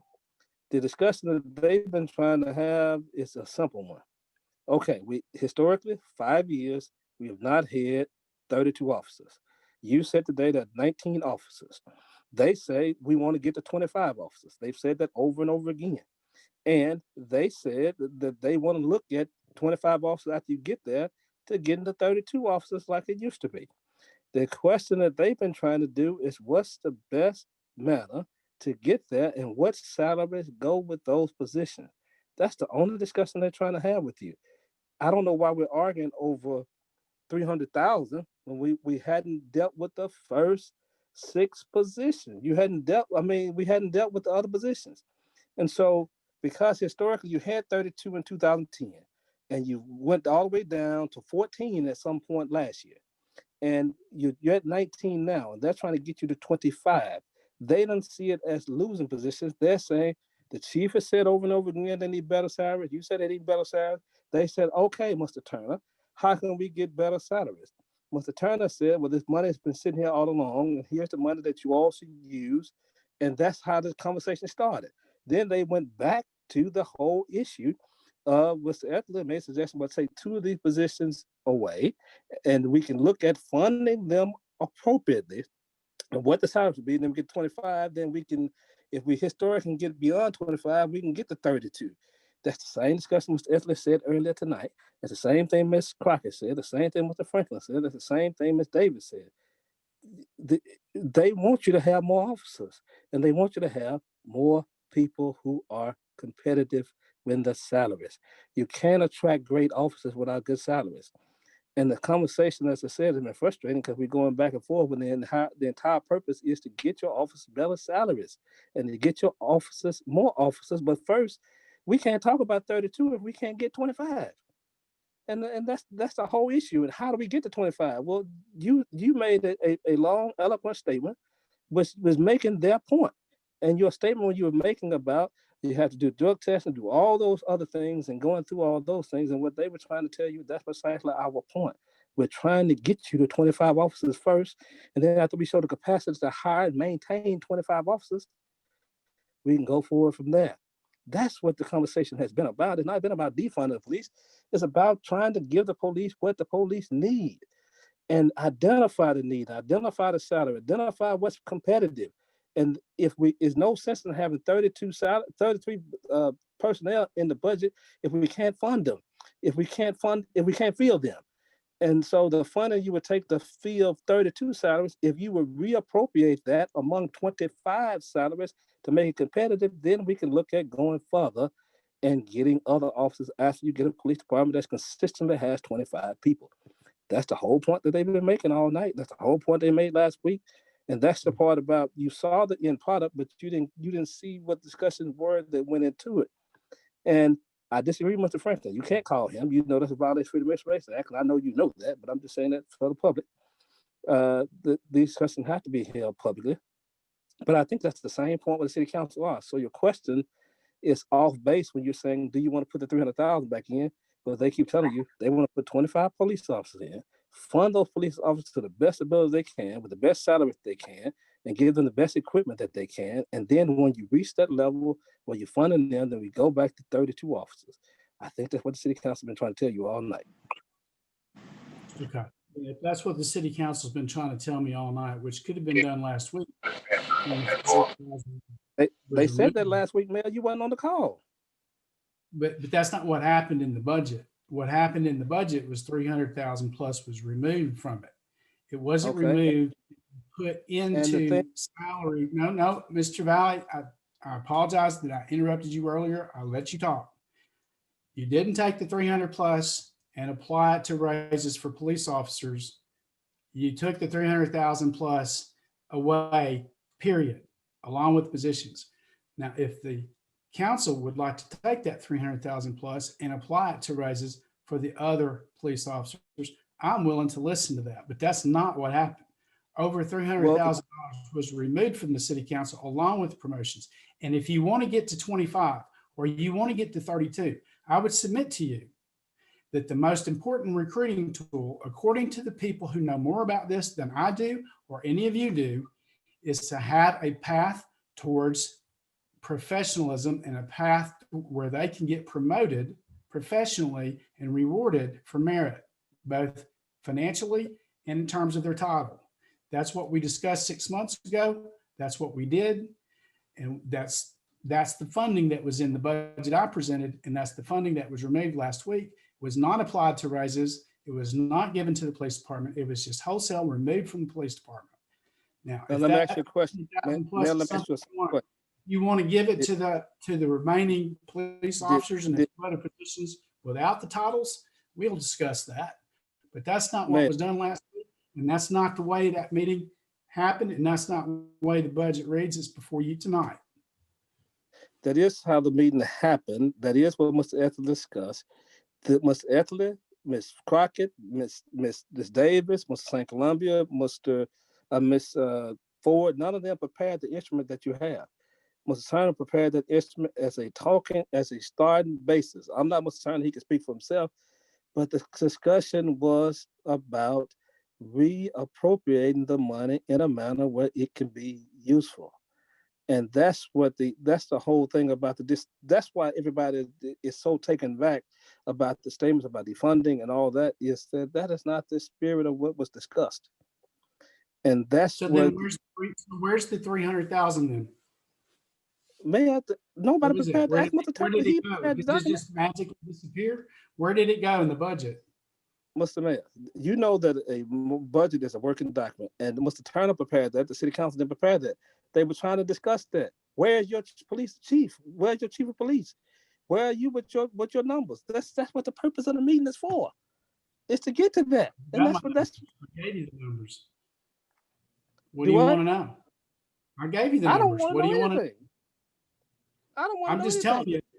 The recommendation was to remove the 300,000 plus in those positions. You can't tell me what I was there. You were not there. The budget reflected the will of the council or the recommendation of the council. That's the budget as it reflects now. And I'm asking, where's the $300,000? If we didn't defund it, then where'd it go? Where is it in the police department? You know that the budget is a working document, and you know that the discussions are for these purposes. And the money has gone nowhere. It hadn't been appropriated. The budget has not been amended. It has not been adopted. It hadn't gone anywhere. The issue is, what are the salaries that are comparable for the police department? How do we get to 25 officers and maintain them? Now, I would yield to any city council member. If I'm misstating it, then I apologize. But I'm pretty confident that I'm correct. So you recommended removing the 300,000 in those positions, but what you I really didn't recommend anything, Mayor. Well, somebody I didn't did. recommend it. But what we really want to do is give raises to the police department and hire more people. But that's exactly what the budget says we're going to do. And it was recommended we take it out of that. It wasn't reapplied anywhere else that I can see. I wasn't talked to about it, and neither was the chief before this happened. It would have been Yeah, he nice wasn't at to the meeting. ask us about some of these things beforehand, but that's okay. You know, the city council has that right. But I also have a right and a duty and a responsibility to say what this is. And what this is you're taking the 300,000 away and you'll give it back on a piecemeal basis when we come back with individual candidates for promotion. It is what it is. That's what you said you wanted to do. And now you're criticizing me because I'm telling you what you said you wanted to do and saying that I'm being inflammatory and trying to be divisive. No, I'm not. I didn't make anybody do that. I didn't ask anybody to do that. I'm just saying that's what was done, and that's what's in the budget, and that's what's going to be before the council next week, unless somebody does something differently. And I'm asking you to reconsider it. That's all this is. Anyway, we beat this horse to death. But I can assure you, it is not a political thing. It's political, but this was done last week, and I don't see that 300,000 anywhere in the budget for the police department. So yes, we cut the funding for the police department in the 2021 budget. And we can talk about a better way to spend that 300,000 in the police department if you wish. We can talk about anything you want, but so can I. And I'm not in favor of that move. And I certainly haven't seen any kind of an alternative suggestion for that. A lot of talk, but all I'm looking at is actions. And I'll shut up, but I would suggest that I've been outnumbered here, but I'm not going to apologize for it because I am responsible. We'd have 20 officers if we hadn't lost Officer Wallace. And the professionalism of that department's important. And most of those guidelines and procedures are in place to safeguard the lives of our officers and our people out in the field. It's not a lighthearted thing. And then we have the safety of our citizens. And it has worked well with the fire department, and it will work well with the police department. And all I'm saying is we need to stay the course, and we have the money to pay for it.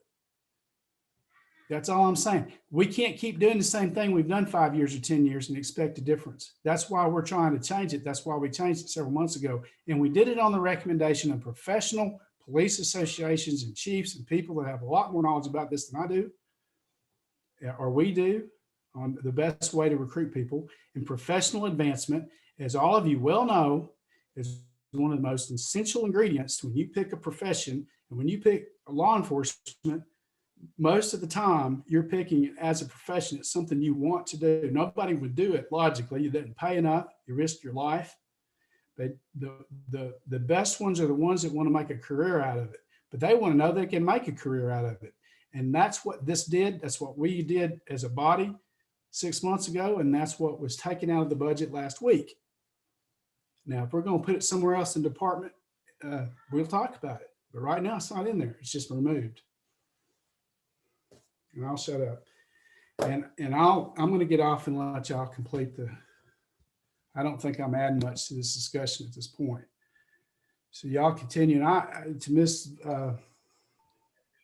You say you're going to get off and let us what? I'm going to let y'all discuss the rest of it. I don't have any objections to the rest of what you did last week. I looked at all of those things. We can agree to disagree about things. I might or might not do it a certain way.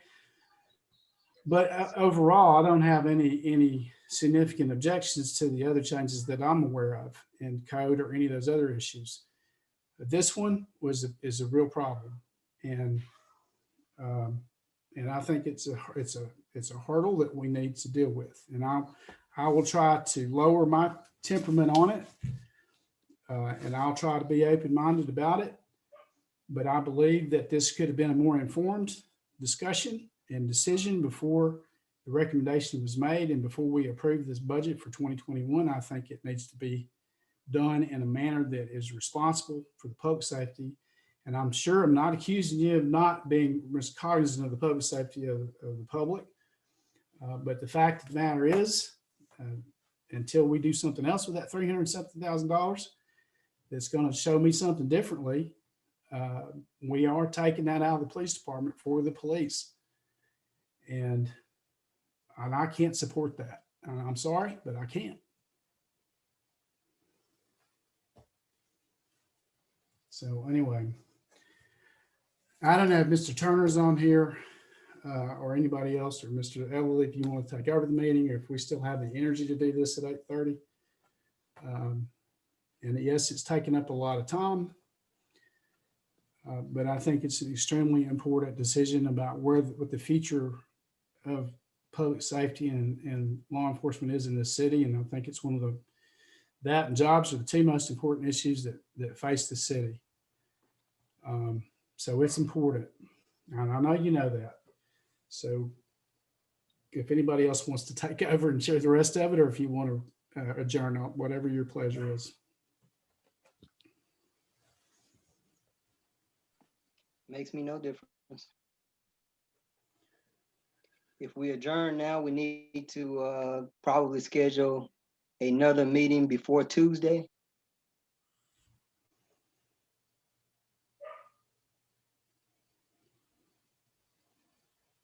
That's fine with me, if we can get it scheduled.